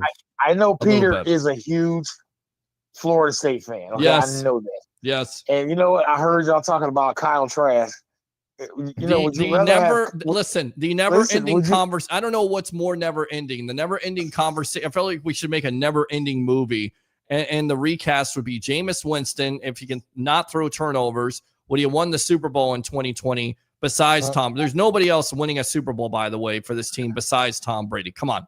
And then the never-ending story of Kyle Trask, he's never gotten the chance, but he could be the future franchise quarterback of this team. No, Baker Mayfield is your franchise quarterback. Enough with the nonsense. Did he get a chance? He got a chance. He could be a future offensive coordinator because he knows all the playbooks. It was put out there by Pewter Report. He could be a future coach. Maybe he's a coach. Maybe he's a better coach than a quarterback. What's funny to me is people talk about Kyle Trask. Yeah. But Anthony Richardson doesn't look any better. Anthony Richardson looks terrible. They reached. In fact, I would rather have at this point, knowing what I know about Anthony Richardson, I'd rather have Kyle Trask than Anthony Richardson. Do you see his accuracy?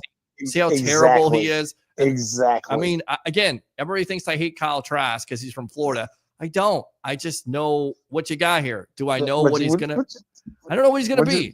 I don't know. But you're just glad we don't have Anthony Richardson. Yeah. Well, I mean, look, that was a bad pick. Like that's the type of picks that sets your franchise back years. That was such an easy bet for me to win a steak from Harry the Greek, and Leo will attest this because Leo owes me a steak too, and he'll get it to me on Sunday. Listen, I predicted this. He'll be the top 5 pick for somebody. Somebody will take a chance on this guy, and his body will work. It didn't show anything at Florida. He did nothing. His accuracy was terrible, but people go, oh my God, he's 6'4", 6'5". He can throw all over the place. I mean, all these analysts, man, what could you do if you get this guy in the right offense and you harness him? And look, there's been cases of Josh Allen, 55% completion percentage. And then supposedly the Buffalo Bills overdrafted him, and they didn't. They did a good job. Every quarterback isn't Josh Allen, by the way. Okay. If a guy throws for under 60% completion percentage in college, more than likely he's going to be a bust. And they drafted him clearly on potential alone. And you can't just like the Raiders did with Jamarcus Russell. Right. He was a throw 62 yards from his knees. Well, great. Wow. So he better be throwing from his knees if you don't protect him, because he'll be on his knees a lot. He won't be able to throw anything. This is the NFL. It's not college football here. He was literally a combine warrior. He was one of those guys that went to the combine and he shocked and awed everybody. Right. And then they were drooling and like, oh my God. Oh yeah. Yada yada yada. Oh yeah. And the general managers are out there. Oh, he's got so much potential and all this. I mean, and look, potential is the most. Remember the kid that the Jaguars drafted a while back ago? Was it Justin Blackman? Well, I believe it was. Receiver couldn't stay out of trouble. He was a damn alcoholic. Well, he could stay out of the bar. I mean, that's the reason why a lot of red flags. And when teams just say, well, he's just a kid and he makes mistakes, guess what? It carries over. Everything matters. If you're going to give a guy a multi-million-dollar contract and he's going to be the face of your franchise, especially a quarterback, maybe not a wide receiver, but a quarterback, and you're going to look over those red flags and say, he's okay. He's all right. It doesn't work out too well. It doesn't. Zach Wilson comes to mind. More concerned about looking as a GM of a team, looking for Cougars instead of studying Cougars. Yeah, Cougars. I don't think as a GM of a team, I would take a guy that started 1 year in college. Yeah. Well, I'm sorry. I don't think I just don't think that I can do it. You just don't know. Because I don't have a body of work. I mean, look at Shedeur Sanders, and I hate to go back down that road. Well, you're going to. But here's the thing. He's got a better body of work than Anthony Richardson, and he went to 5th round. I agree. I completely agree with that. Curtis, we got to run, man. I appreciate the call as always. We'll see you on Wednesday night, my friend. All right. Got you. Good stuff. All right. We're gonna get out to Joe Sue there, because I know he's the angry sports fan. You don't talk enough about baseball. By the way, Rays win tonight over the Orioles. We talked about baseball. We talked about basketball. That's when you got into it with the umpire stuff, right? But I got into it with them. So we'll look. Hey, if you guys didn't watch it, that was a great debate, man. That was. Yes, it was. All right. Still unknown. Never got to play. Yeah. Have a great rest of your week, Greek. Dave says later, Greek. Thank you, Dave. All those guys are polished, so it could be great for a future. Dave, Sun Devil Dave, right there on WWE Raw. Becky Lynch gets cheap hit by wearing a Chicago Bears jacket in Green Bay. Well, she is a Chicago Bears fan because none other than her husband, Seth Rollins, usually does the schedule releases. In fact, he came out for the draft this year. Great show, Pete. Thank you, Roger Shue, the tribal. Acknowledge me. Let's go out to Lamar here. Happy belated Father's Day to you all. Thank you very much. I'm not a father, but yes, happy Father's Day to the one and only Rich from Clearwater, who is a main character on this show, a founding father of the evolution of sports talk television. So yes, definitely. My Father's Day was okay, but we went out to eat. Father's Day, it's kind of low key. It's not like Mother's Day. Everybody's got to go all out. We got to all out, get dressed up, and like here I am, and just wearing a black T-shirt. And on the back, you know what the back of the shirt said, Peter? What did it say? Damaged goods. There you go. I had a panther head and 2 swords, and it just said damaged goods. Listen, man, how come they don't give out free Father's Day breakfast? Do they do that at McDonald's or anywhere else? How come they don't do that? How come it's not even, man? We need to push for that. You want to know how bad Father's Day was? You know how bad it gets? Listen to this. We went to my favorite restaurant, Chardonnay's. Yeah. And very, very white tablecloth restaurant, always on point, 5-star. For some reason, I walked into the building, Peter, just didn't feel right. The vibe didn't feel right.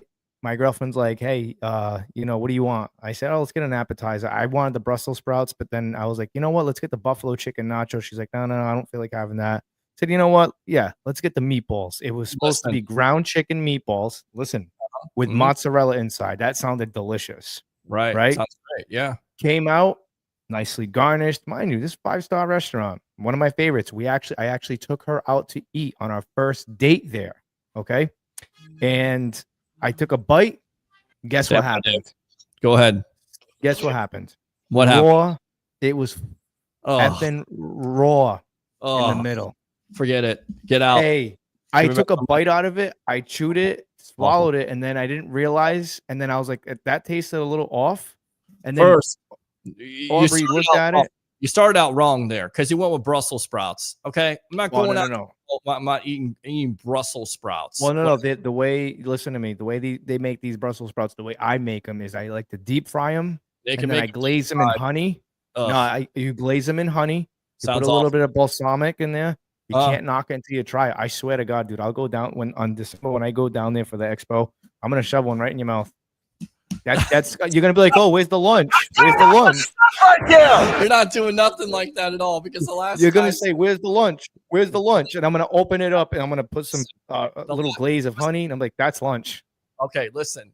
The last time somebody tried to make me eat Brussels sprouts, this is a true story, so I'll go full screen. Sun Devil Dave, you're gonna have to wait a minute. Okay, it was my mom. This is a true story. Like I was 10 years old. She tried to make me eat Brussels sprouts. I would not eat them. I got so angry with her. I put my fist up to her when I was 10 years old. Guess what? I got bashed, put down on the ground. I still didn't eat those damn Brussels sprouts. That's how much I hate Brussels sprouts, which, by the way, it continues, what's the word I'm looking for? My diatribe. Kind of like the Undertaker in cucumbers. Well, look, it's my diatribe versus, vegetables. The only two vegetables I like to eat are green beans and spinach. I'm not eating no friggin' Brussels sprouts. I didn't eat them when I was 10 years old, and I definitely ain't eating them when I'm 46 years old. Let's go out to Sun Devil Dave. My mom is probably going to kill me for telling that story. Yeah, great job, man. And by the way, what do we say on this? Wasting my time.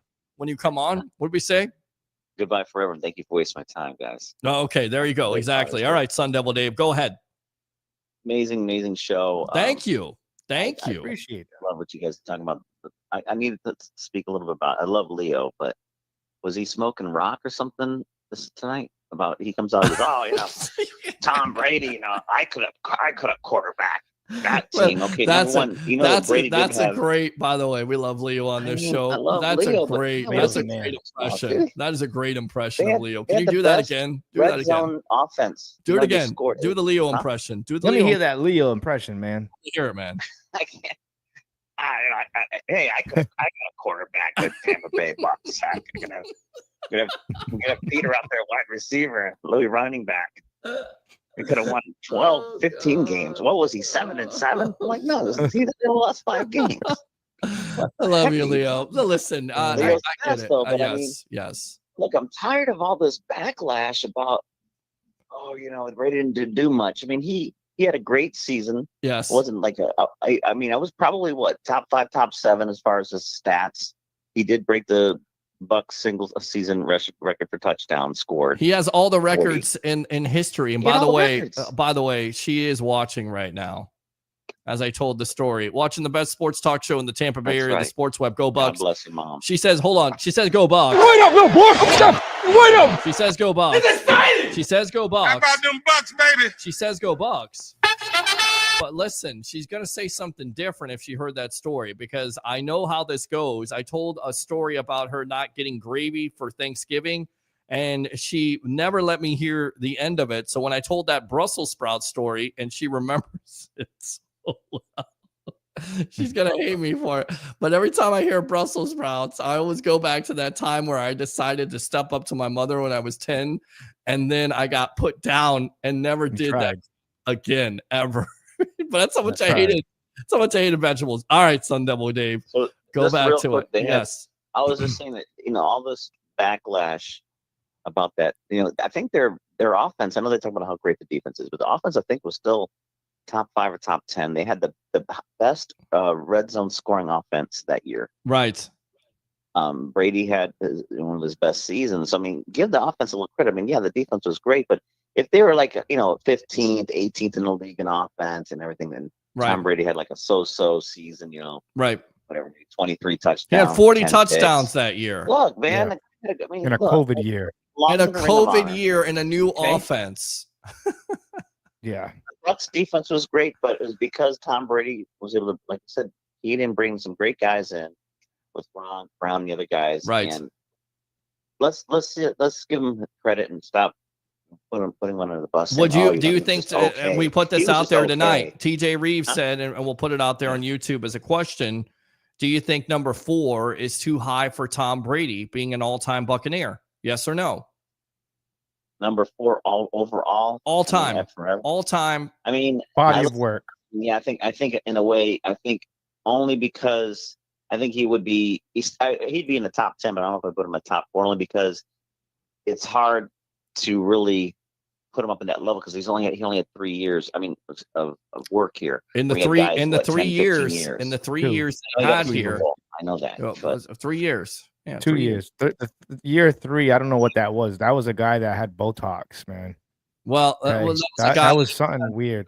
I had distractions up the yin yang with divorce of the wife and the turnstile first year too. Don't start with this because Donovan Smith, that pisses me off because everybody's like Donovan Smith this. He's a turnstile that year. That offensive line was bad, but I get it. Brady was not his best because in the time period that he had with the Bucs, the impact that he made, all the records that he broke, and winning a Super Bowl in his first year in his home stadium, I think warrants number 4. Now, I think there's a lot of people go, well, he wasn't a Buccaneer for the 6 to 10 years. Well, the impact that I like how you did that. He wasn't a Buccaneer for the 6 to 10 years. I like how you did that. I feel like there's fans on. Whoa, wait a minute, Peter. Criteria. You don't know. You haven't been a fan. You were a fan when Brady came here. What are you talking about? What are you? Oh, please, Peter. You know how much I hear that now. I used to wear this very hat right here that you're seeing right now. I used to wear this before the Tom Brady era. Okay, right. And nobody even noticed me. I would wear a Mike Evans jersey. Nobody would say a damn word. I had a Devin White jersey. Nobody said a damn word. Yes. And then when Brady came, oh, you like the Buccaneers? Hey, you're a Brady fan? You convert? No, man. Look at this right here. Does this look like I converted? Right. That's been there years. Right. Years. All right. Bucs fan for life. Sun Devil, go ahead, man, and we'll finish off. So yeah, just real quick. Okay, we'll put them top 5. Okay. Other real quick, Pacers are battling. They're only 5 down right now with 7 minutes left. Wow. Halliburton was struggling. I think he has a calf injury. He had 0 points in the first half. But if he's got a calf injury and he's struggling, they're in What's deep the series trouble right now? Well, that's 2-2, but they're down 7 now. But there's still 6 minutes left, but they're battling hard. Does the Florida Panthers seal the deal?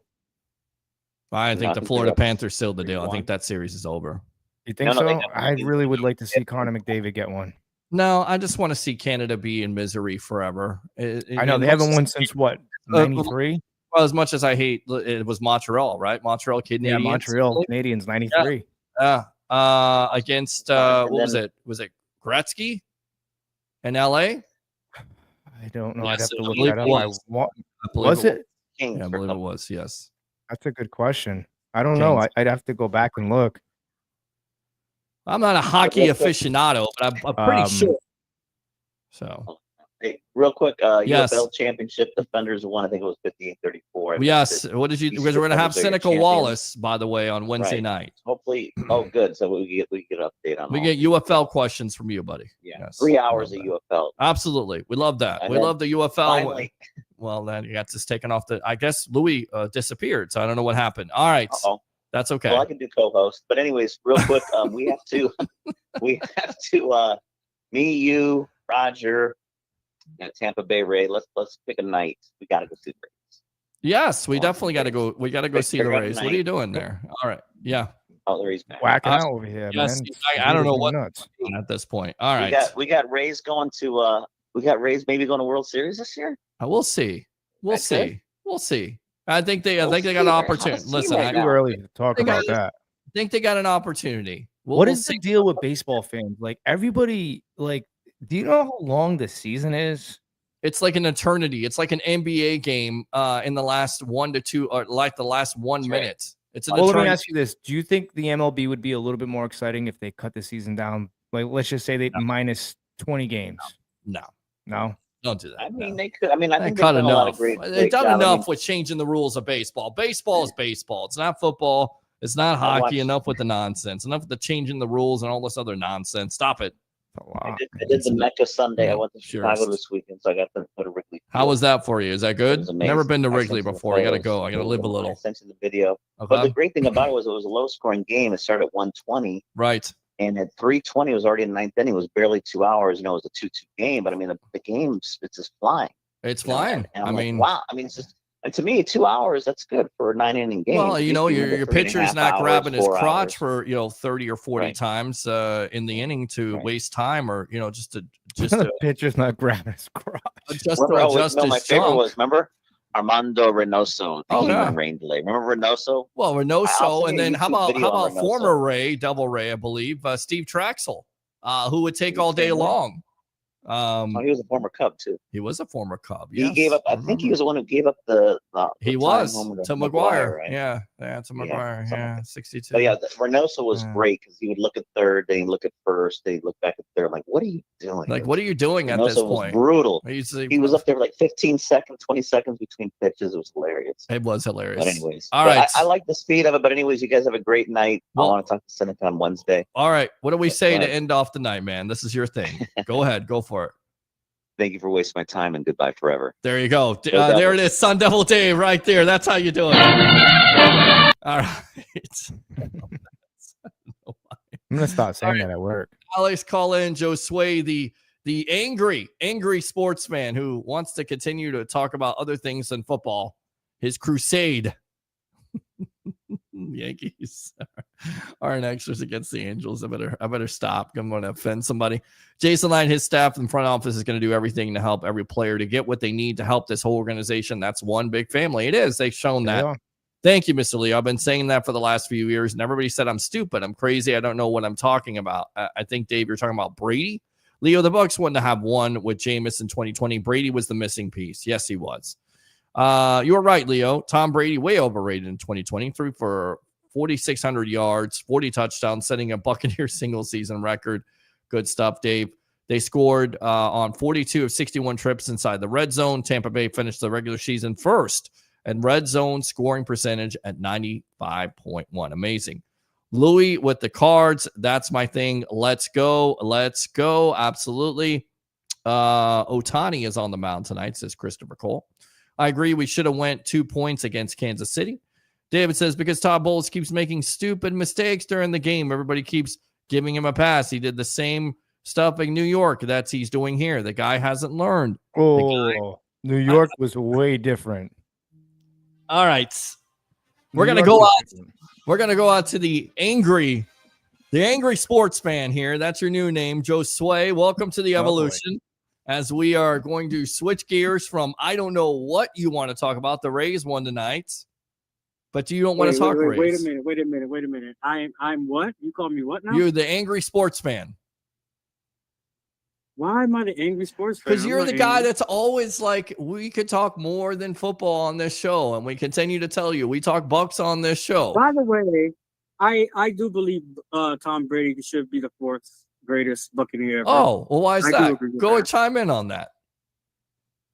Well, y'all pretty much said it all. I mean, he came in and made an immediate impact on the city, the team, and during the that we were in, Right. won the Super Bowl, Right. And then I guess he was still an elite player. He was like in his mid-40s when he came here. I mean, it's amazing stuff, right? To just do a 40-40. And I will always say this, it was the most important Super Bowl in Tom Brady's history because it eliminated the conversation that he couldn't do it without Bill Belichick, and he was just simply a system quarterback. That's important. Listen, a lot of people outside of the Boston area would say that he was a system quarterback. Out here, he was no system quarterback. I've got, again, you guys got to see the Bucs. I struggled to see the Bucs because of my area, but my area is Massachusetts, so I got to see Brady's games every Sunday. That guy was no system quarterback. He could Belichick would go to Walmart and say, hey, you look like you can play wide receiver. Come play the slot. And Brady would get him 1,000 yards during the season. That's just the type of quarterback that Brady was.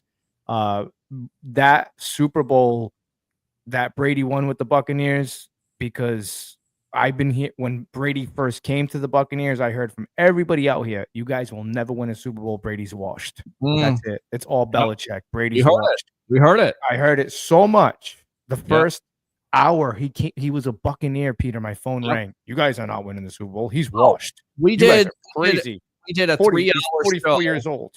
and we had fans saying it was. Some fans were saying he's washed. Yep. He had 24 touchdowns, 9 interceptions to try to convince him and say, "Listen, they didn't have the weapons at the time." Yeah, You know, I mean, if you guys want, go. I don't know where it's at, whatever platform it's on. Yeah. Go watch Man in the Arena and go look. There is a Buccaneer episode. It's the last episode. It's 7 episodes total. It's a fantastic documentary of Brady throughout his career with the Patriots and Buccaneers. I never watched that. Go watch Man in the Arena, and you're gonna see like those little clips that you guys see of him and Belichick dissecting Ed Reed and all that. That was all Brady. That wasn't Belichick. He told Brady how to shut. I mean, Brady told Belichick how to shut down Ed Reed. I think still Belichick deserves credit. He does. For being one of the greatest Takes coaches two. of all time. It takes Absolutely. It took Montana and Walsh. That's right. At the end of the All day, right. that's what's about. All right, go ahead, my friend. What do you want to talk about? Speaking of legends, Yes. Peter, Mm. Joe Urso. Yes. Does that name Tremendous. ring a bell? It does ring a bell. You're going to tell me about Tampa, and I love it. I completely love it. 2 straight national baseball championships, Division II, correct? That is correct. Yes, sir. And the special thing about it, with yesterday being Father's Day, his son JD was the starting shortstop, starting shortstop for the Spartans, and he won a national championship with his dad. That's awesome. It's amazing. So that's a great story there. Yep. And speaking of college baseball, College World Series, Cinderella story, Murray State got no hit by some guy named Gage from Arkansas. Okay. So we're down to, I believe we're down to 6. I think it's Louisville, Oregon State, LSU, Arkansas. I'm missing a couple. You're missing a team. Who do you got coming out of this? Who you got the teams? Coastal Carolina. Coastal Carolina. I think Yes. it's going to be Coastal in Arkansas. Okay. As the last 2 standing, and I think I picked Arkansas. If you recall, a couple weeks back in my prediction, I picked Arkansas to go all the way. They're still in it, albeit that they got beat by LSU the other night, but they came back and got, like I said, got a no-hitter and eliminated the Cinderella Murray State, which, by the way, their field only holds 800 people. 800 people in their baseball stadium. And they had a pack. And for them to go all the way to the College World Series, that's an amazing story in their part. Okay. Unfortunately, it ended, like I said, it ended today being 2 and done because of the double elimination format. So they lost their first 2 games and now they're done. But shout out to them.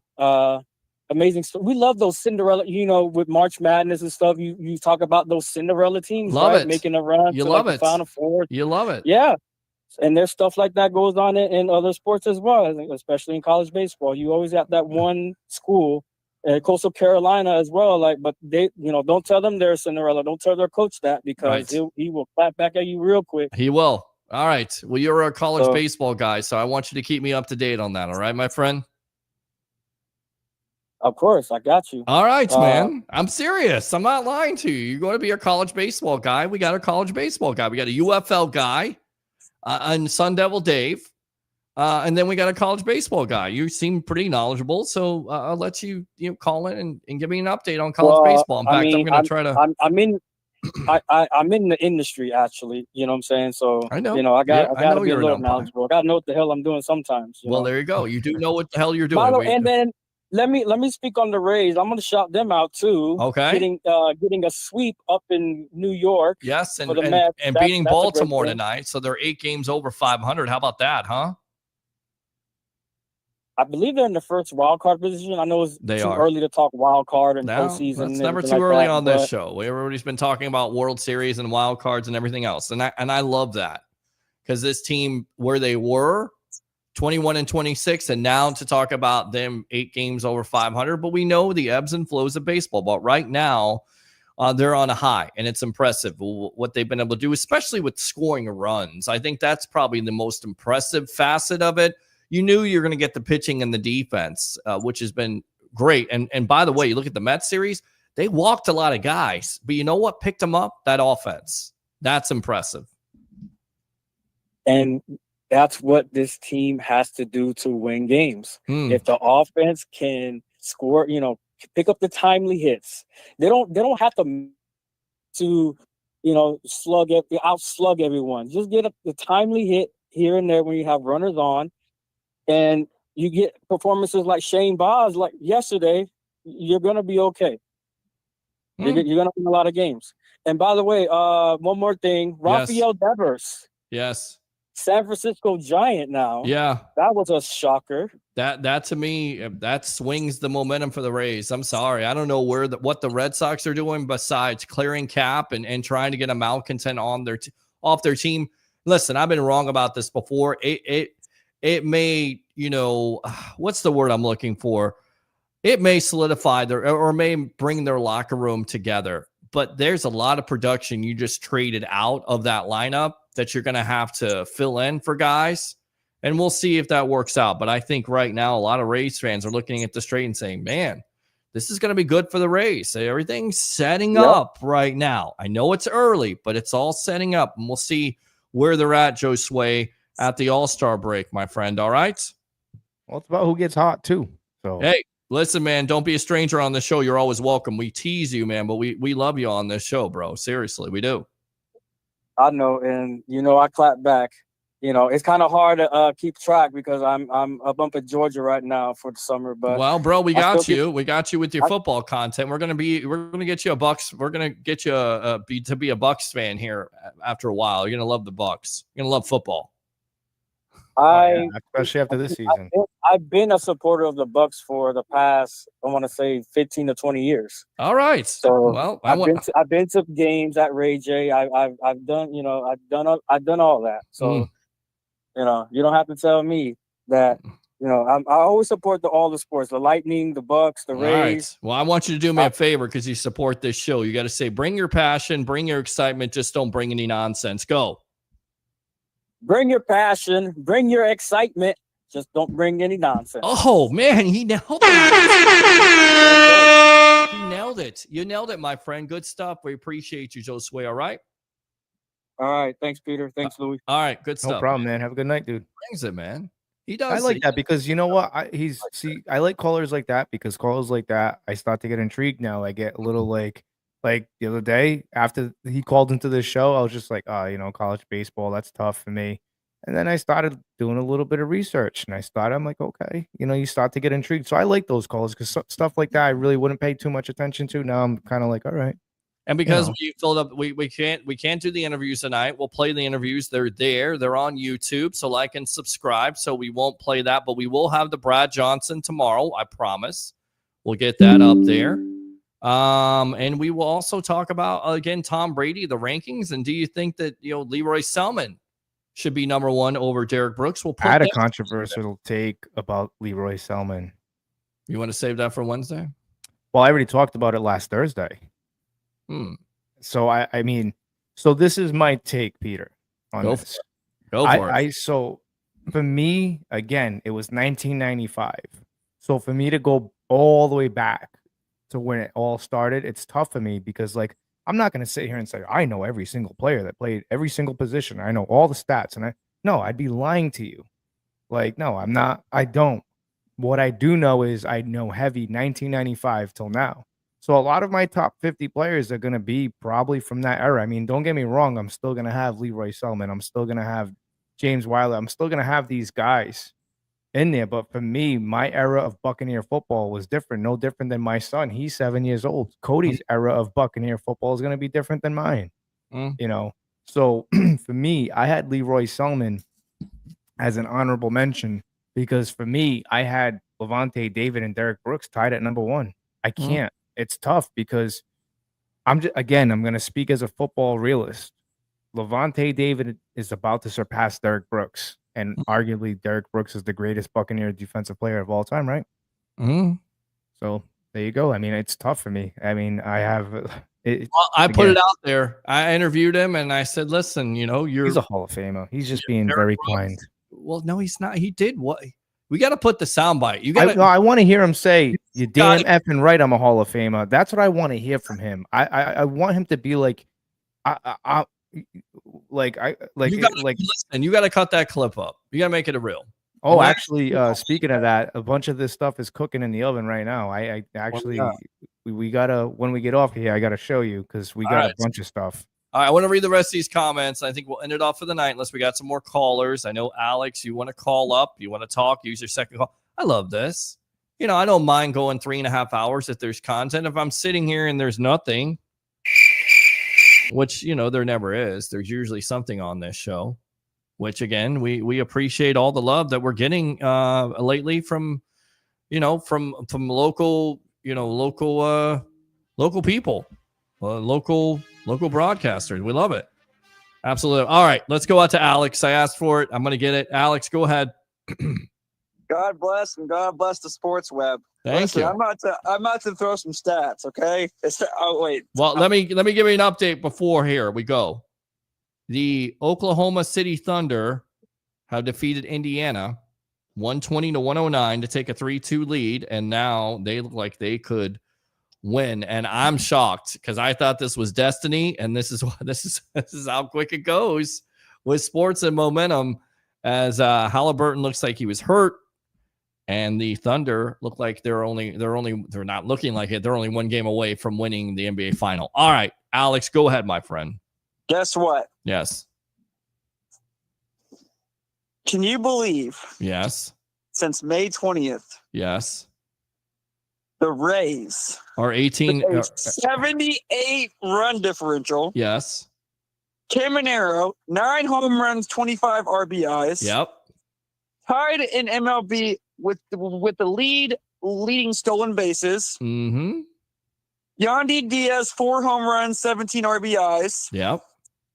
And a 1.08 team whip, lowest in the American League by pitching. My friend, that'll win you some games when you can pitch, play defense, steal bases, and on top of it, score runs. But it's not the end of the season yet, but it is special. There's no doubt. And that is some magic. And listen, everybody expecting the Rays recaps from me. I didn't quit. I didn't give up. I just been busy. I've been working on other things. I'm not giving up on the Rays. I will give you Rays recaps. I promise you when I'm not doing shows. Dude, but you are forgetting about the Rays. Man. I'm not forgetting about the Rays. I've got Rays content all freaking night long here. You better stop stirring it up. But I will give you the Rays recaps. I got you. We did Rays talk a while back ago, and everybody's like, "You guys are going to talk about the Bucs?" And then we did a show when we just talked about the Bucs. You guys are never happy. David Moser, I love you, brother. We're going to read this comment in just a moment, but he's like, "You're just talking about the Rays tonight?" Because if you're going to talk about the Rays, I'm not tuning in.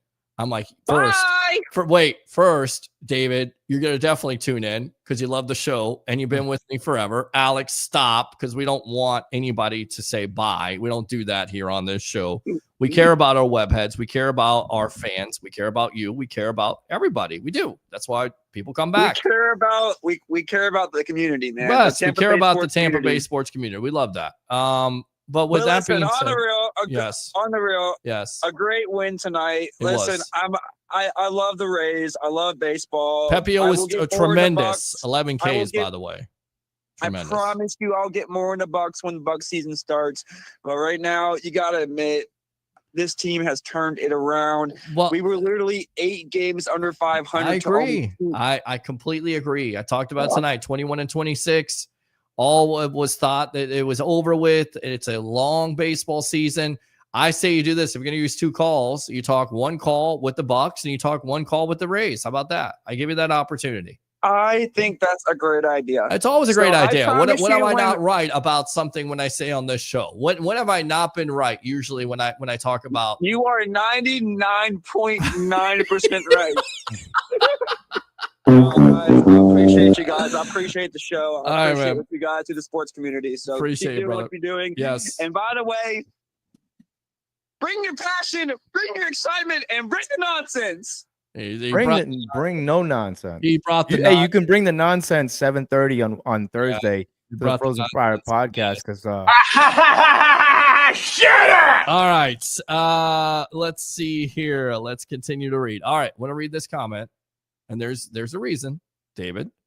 Yeah, Todd Bowles keeps making stupid mistakes during the game. Everybody keeps giving him a pass. He did the same blank in New York he's doing here. The guy hasn't learned. I think he has learned. 4 NFC South titles. Anybody? His hands were like this in New York. That's a terrible organization. No coach, no quarterback. I don't care if they have Joe Namath. I don't care if what was their quarterback? If they have Tony Eason, the last Vinny Testaverde, Chad Pennington. I don't care who they got. They were quarterback or wide receiver. If you want to go with Al Toon, if you want to go with the Keyshawn Johnson early on in his career, I mean, it doesn't matter. You got terrible ownership. Yeah. Terrible owner. It's a terrible organization. Sorry, Jets fans. Terrible. It's a cheese Bob franchise. He says, yeah, I don't say that. Peter, don't say that. Peter, if you can say that about Kyle, why can't you say the same thing about Todd? There's a difference. Todd has shown he can win. Todd has shown that he can have a defense to win a Super Bowl. As much as you forget, he was the defensive coordinator. Kyle has done squat at all. I can't say anything about somebody I haven't seen. Yeah, again, it's the potential word. It's the most overly used word in all professional sports. What's up, everybody? What's up, 2 giant goop balls right there? Here he went out for a baklava.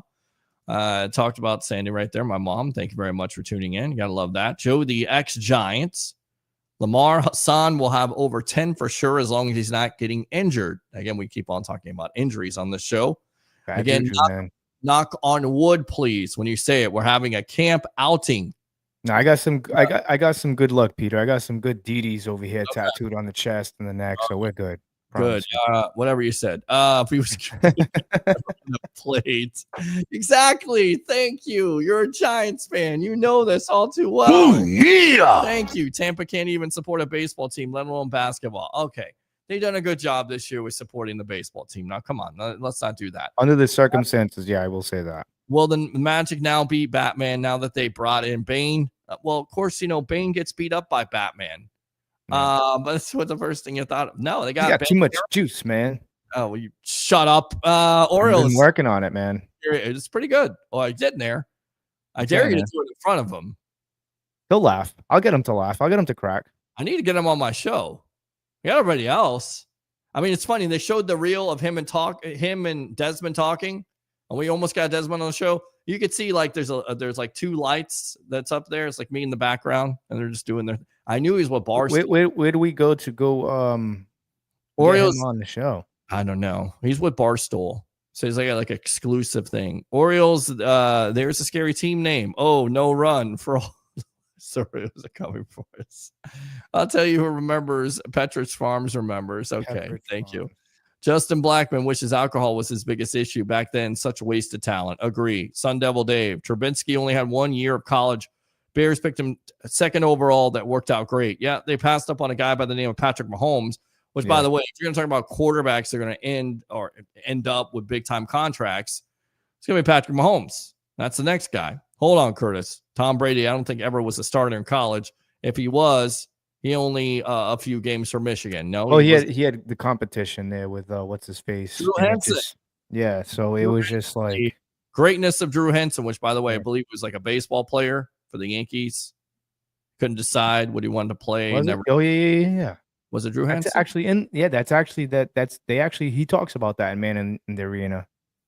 You're a player, Peter. Maybe you are a dad. Surprise, kid. Well, not that much of a player, man. I'm almost working, not a player now. Come on. Can I still call in? A lot has happened. It's not football related. Let me tap in. We did. We let you get in. Football, says 2 goop balls. Realtor David Zusman. Go Bucs. He says go Bucs. Wait up, little boy. Wait up. He says go Bucs. He says go Bucs. How about them Bucs, baby? He says go Bucs. Gotta love it. I love that when people say go Bucs. 2020 Brady should have won MVP over Aaron Rodgers. That's how good Brady was for Tampa in 2020. Leo is just wrong. David Zusman. How would the best player in history of football not be a top 4 Buccaneer? Like, thank you. Like, there it is right there. David Zuzman. We love you on the show here. No, Louie, says Joe Sway. So many games don't matter. I don't know. Don't get me started, Louie. Oh, it's probably because I said the season's too long. Yeah. Football games get boring for me. Brady, he's not a football. He says he supports the Bucs, but he says he's bored with football. Come on, Joe Sway. Brady provided Bill, needed Brady more than Brady needed Bill. Bill is now being run by a 20-year-old gold digger.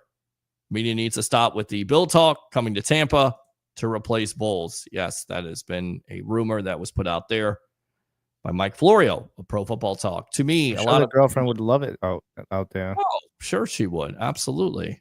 I mean, she'll tell you everything, put you on Instagram, get them on Instagram, Faceback, all this other stuff. Yeah, he was saying Faceback. Yeah. A lot of quarterbacks could have won the Super Bowl with the Bucs in 2020. Rodgers. I don't think so. I hate this. But I don't think any other quarterback could have brung the talent that Brady did. I don't think, again, when you say this to me, it's like, The only other quarterback I could think of winning the Super Bowl with the Buccaneers is probably two. That's Drew Brees, which you have a better chance of seeing Gotti and Cocoa Pebbles in your kitchen table than seeing that happen. Sure. One. Sure. Two, and Patrick Mahomes. That was the only two quarterbacks that were going to bring a championship to the Tampa Bay Buccaneers, and neither one of those is going to happen. The only person I feel that it was plug and play, get this team over the hump was Tom Brady. All right. Continue to read comments here. Arkansas pitcher has a no-hitter today. Thank you, Christopher Cole. Appreciate it. Ray Kennedy, trust me, Leroy, is the OG. Tampa Bay Ray Kennedy right there. Mr.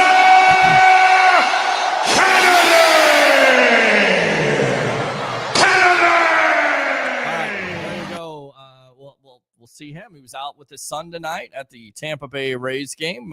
Congrats. I haven't got out there. I live right down the freaking street.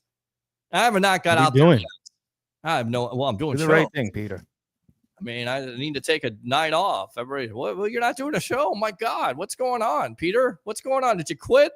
No, I didn't quit. Took a day off. Took a night off. Yes, your son's Buccaneers player of all time is Bucky, so that's not wrong for him. No way, man. My son's Bucs player of all time. You see this? This is what my kid gave me for a Father's Day. All right, what did he give you? What did he give you? Oh man, that is sweet, bro. That is awesome. Good for you. Your kid is great. Your wife is great too, bro. Yep. You got a good. That's what I got. And the Buccaneers actually like that picture. I tagged him in it when we first took that picture. And he may end up being the best Buccaneer of all time, not named Derek Brooks or Leroy Selman. Yeah. I mean, I think he's in the conversation, guys. He's the greatest offensive player for the Tampa Bay Buccaneers. Not named James Wilder or Mike Allstott, because I know there's a lot of Bucs fans out there. And listen, I look at my background. There's Allstott right there. That's how much he meant to the Buccaneer team. He did. He was amazing. But Mike Evans, if he surpasses Jerry Rice, I think he's first ballot Hall of Famer. If he wins the Super Bowl, most consistent player. I mean, I don't know where the holes are in his game to say, well, this guy couldn't be the best Buccaneer of all time. I mean, he can run block. He could go up and go get it. How many contracts has he restructured for this team? Yeah, that's the Brady effect. But that's what I'm. But he's done that before. He did that before. Yeah, he did that before Brady got here. Like, that's the Brady.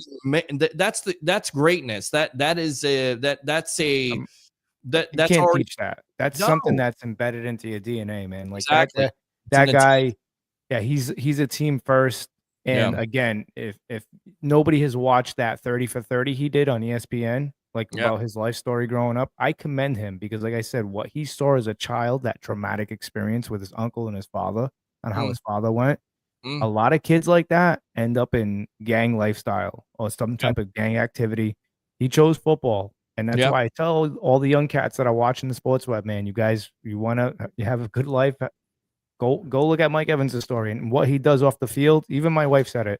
She goes, and she's not a Buccaneers fan at all, Peter, but she knows more about the team. She's more emotionally invested into the team, and she loves Mike. She goes, for what he does off the field, he doesn't get enough credit for.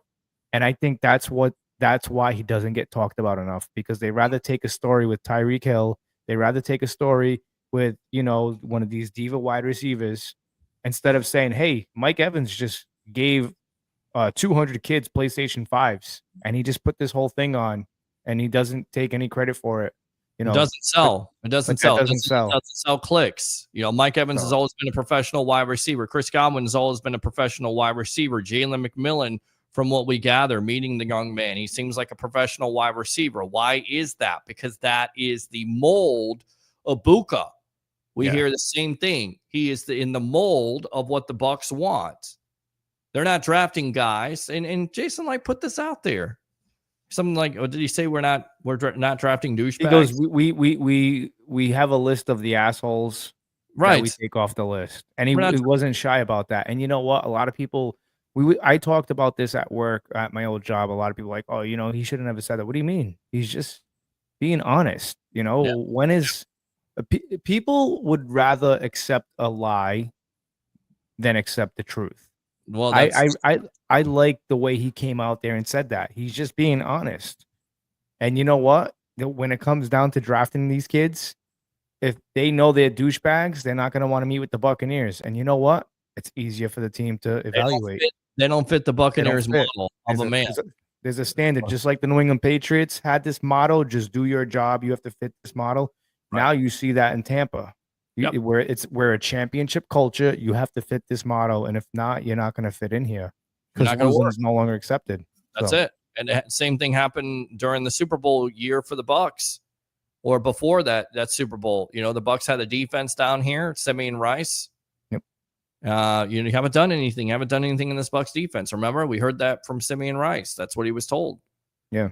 Whatever you did in Arizona doesn't count. You're now in Tampa Bay. You're down here with the Tampa Bay defense, which again I would consider not just that year, but overall one of the greatest defenses of all time with longevity. Yeah, Leo really changed my mind on that because I used to think it was a seal curtain and the '85 Bears, and Leo really had me thinking about that. And I'm just like, wow, you know what? He's right. Who's done it better than the Bucs defense? If not for the problems with their offense, they had a quarterback, they had an offense, they would have won multiple championships with the defense, how consistent they were. Yeah. Period. My opinion. My area Bucs was just like Louis because I became a Buck fan since 1996, so I know how you feel. Levante is a Hall of Famer, says Dave. Is Patrick Willis in the Hall of Fame? Then Levante is first ballot Hall of Fame. Like it. David Zuzman, Evans, Brooks, Sapp, 4 Tom Brady, and 5 Levante David. Ooh. We can continue to talk about this. That's interesting. It's an interesting list. Luke Kuechly should have been a first ballot Hall of Famer. I hate the Panthers. Patrick Willis shouldn't have been a Hall of Famer over him. Lamar says, knock on wood, Peter H. Blake. Yes, David, but Todd has 1 and 3 in the playoffs.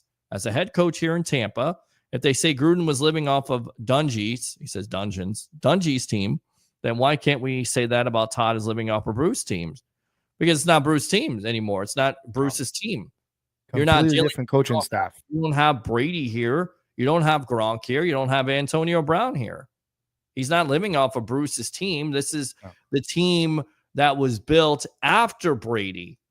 Like again, I'm sitting here saying Todd Bowles, he has his things that there are the questions, but what I like about Bowles and what you've heard from players talking about this is that they will run through a wall for him, that he is the coach of this team.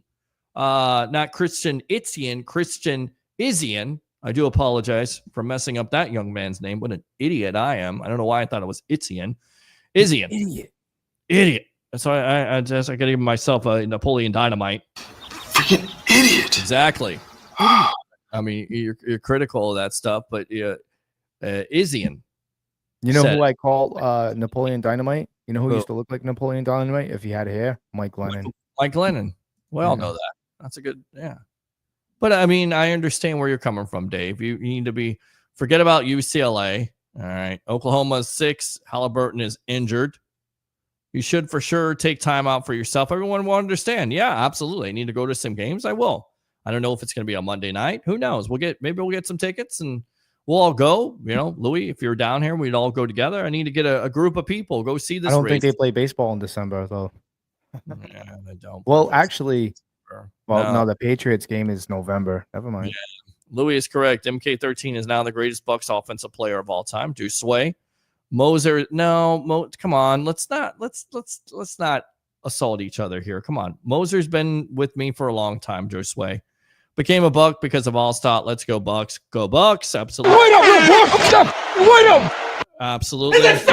Absolutely. How about them Bucks, baby? There we go. All right. Let's go out to Lamar. Mike is a pros pro 100%. And Dave. Mike should have been Walter Payton Man of the Year. The first year he was nominated. Mike is a great player and a human being. With that being said, because we wanted to get some things here around the NFL. We'll get to that on Wednesday. Do apologize. But sometimes this is where it takes you and you just roll with it. With that being said, give me some final thoughts here, Louis, of the Frozen Pirate podcast as we end another great show here on the Evolution. I don't know, man. This top 50 Buccaneers of all time, Leo and myself are thinking about doing the show. We are going to do the show, our top 50. His top 50, because he's from the 1700s, are going to be completely different than mine. I'm just kidding. If you guys watched the show earlier, you'd understand the joke. But no, it's going to look drastically different. But you know what's going to be exciting when we do that show is that you're going to see two different eras of Buck fans come together and debate and talk about their top 50. It's going to be a long show, but I think it's going to be a great show. Peter, you should definitely come in. We should all make like a time and date and figure out this top 50, have our top 50 ready, written down. I can make a graphic of it. We'll just upload it and you know what I'm saying? And just kind of break it all down.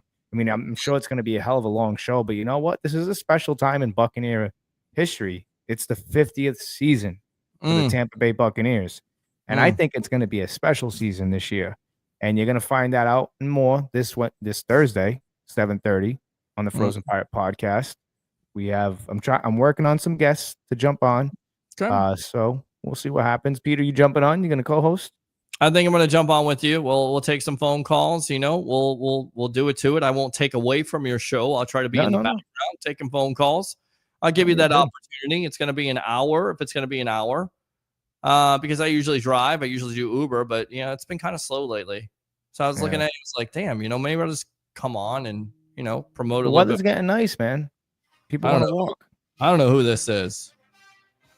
I don't know if I should even answer, but I'm going to go ahead and do it. Welcome to the Evolution. What's your name? Where are you calling from? My name is Lamar Oglesby, calling from Portland, Oregon. Oh, what's going on? Aloha, buddy. What first time caller here? Well, what's on your mind? Much alohas, man. Aloha. One sec. Hold on. Let me turn you got to turn down your TV there. You just listen to us. We'll be okay. You don't have to hear yourself. Just listen to me and just talk. That's all you got to do. It's the oldest radio. Just like Louis was saying, man. I think it's going to be quite interesting to see like that 50, from different ages. Right. Because me and Louis, like Louis 95, I came in like 96. Then you got you had your time, and then you got Leo. I came in 88 to 89. Yeah. Well, it wasn't much back then. That was great. But that's going to be quite interesting to see like the picks. Absolutely. To hear the picks. You know what? Yeah. Lamar, you just gave me a great idea for the show. So this is how I think we should do the show, Peter. We should do the show from my era, your era, and Leo's era. Three different perspectives. You know what I'm saying? Like, because I'm kind of like that 90s era, you're more the 80s era, and Leo is just from the 1700s. So therefore, like, he's got it all. He's got it, man. But he's that Leroy. But here's the thing: was what I'm saying. He's that Leroy Selman era. Yep. Peter, for you, who was really someone that stood out? It was Paul Gruber. There you go. You're the Gruber era. For me, it was Mark Carrier. Yeah. I didn't get a chance to see James Wilder, unfortunately. I got a chance to see a little bit of him, but not enough. But that's what I'm saying. Right? Like the era, these lists, I'm telling you guys are not going to want to miss that show. Bucs football was terrible. You know what? There's got to be some guys in there that really speak out to you. You know what I'm saying? Like Peter, there was a time from my era, our era, the late 2000s were bad. Yes. Till now. I went back and watched some of like the 17s, and like the 18s. Peter's era, they had some like gritty guys. Even though like they had like a lot of losses, they had some really tough gritty dudes. guys. Yeah. Tough, durable dudes. I mean, you had guys in there that was like they were in there beat up. They got homemade casts on, and they still playing. Yeah, it's true. It's a different era. You can't do that now. And they weren't playing in no turf. They were playing in mud, in real grass. Oh, it was different. It was a different era of football. It was a completely different era. Yes, it was different era of football. I remember when men were men. All right. Well, I remember, but look, yes, when men were men.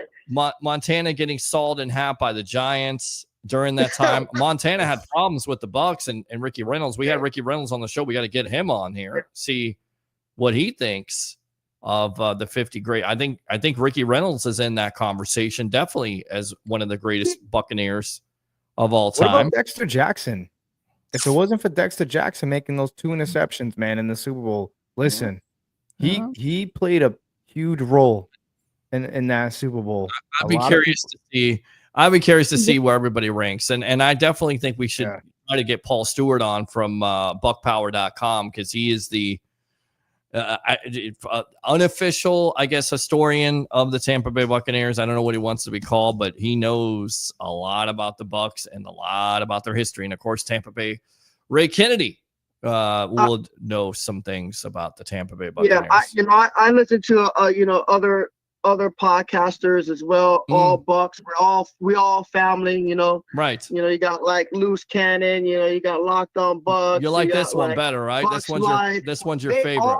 Right? They are all right now around this time talking about the 50. Okay. Maybe like a big collaboration between all the podcasters would be dope. To see how they all feel about who's the top 50 for the whole 50 years. That's like a 10-hour show, man. That's like a 10-hour. Yeah. I don't know if where are we streaming at?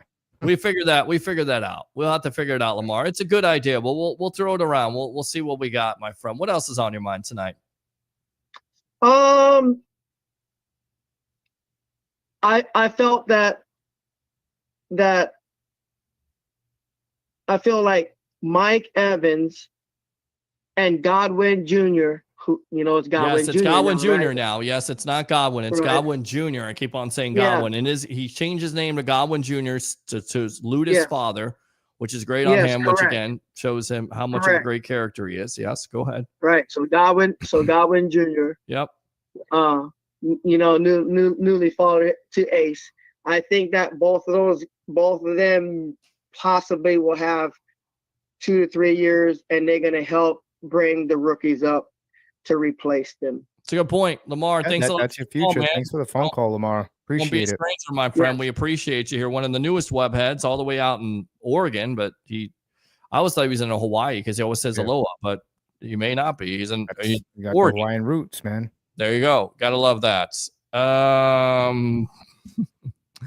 Okay. All right. So let's go ahead. A great show, Dave. Thank you very much. Josue. I don't watch other than Bucs here, there, because my attention span fades with the games when the games are on. And much mahalo, Lamar. We appreciate that, man. Don't be a stranger. Second call another night, because we're going to wrap it up, because I'm not going to scream anymore or yell. I got roommates there, so they're probably hating me right now. So we'll keep the level at a good distance. It's going to be some final thoughts here, Louie, and we'll see you on Wednesday night. Yeah, man. Like I said, it's exciting. It's the 50th season, and I'm looking forward to collaborating with everybody here on the Sports Web and just kind of getting and picking everybody's mind. And like I said, just seeing everybody from different generations of Buccaneer football, and then all leading up to this generation and to this moment now of Bucs football. And we've come so far as fans, and we've come so far as a franchise. It's good to be a Buccaneers fan. And like I said, always a good time here on the Sports Web. Remember, guys, Wednesday, 8 o'clock, Sports Web, loaded show. Not going to want to miss that. And 7:30 Thursday, Frozen Pirate Podcast. I'm the captain of that ship. If you guys want to jump aboard, like I said, bring your passion, bring your excitement. And if you want to bring some nonsense, go right ahead because I'm going to check you in the comment section. And this time, if Peter decides to co-host, open phone line. It is an open phone line. We will have an open phone line that night. We'll start doing that. I do owe you that much, my friend. We'll have some open phone lines, so you have another night. If you're a Bucs fan, if you miss Monday and Wednesday, which you shouldn't, because we're on now for like 3 hours. It went from 2 hours to now 3.5 hours, but that's cool. Let's see here. Peter, you ought to do a show where you pick your starter at each position. Offense, defense, and hell. Throw in special teams in there. David, we appreciate you as always. We'll figure that out. That's a good point. That's a good thought process. And I love my Bucs family. Let's go Tampa Bay Buccaneers. We'll give them one. Wait up, little boy. Wait up. We'll give them it. We'll give them it. How about them Bucks, baby? And there we go. All right. So Louis, thanks a lot for your time, man. We'll see you next time here on Wednesday night. All right. Looking forward to it. All right. So Wednesday night, what we got coming up here, we will have, of course, Louis from the Frozen Pyro podcast. We'll have Harry the Greek. We'll have Leo Haggerty, and of course, the return of St. Louis Battlehawks offensive coordinator, former NFL quarterback Seneca Wallace. And as always, we will have your phone calls along with Turnbuckle Talk. Thanks a lot to all the guests tonight. Harry the Greek, professional handicapper extraordinaire of this show. Of course, you got Leo Haggerty, former Coach Scout and now media member of Night Sports Productions and Amped Up Sports. And of course, Louis from the Frozen Pirate podcast. Rays win tonight. Impressive. Now 8 games over 500. So we'll see if they can continue this momentum tomorrow night and Wednesday as they take on the Baltimore Orioles, as the Detroit Tigers after that come to town. Hopefully it can get to some of those games. With that being said, like and subscribe to the Sports Web on YouTube. Friend me on Facebook at Peter H. Blake, and continue to tune into these broadcasts. Do 3 things. We'll keep it down for the roommates. Bring your passion. Bring your excitement. Just don't bring any nonsense. I'm your host, Peter Blake, your Rolex reporter. What time is it? It's my time. And for fans of the Sports Web and the Tampa Bay Sports Fan, it's your time. We'll see you next time on the evolution of Sports Talk Television. And as we always say on this show to end it off, go Bucs.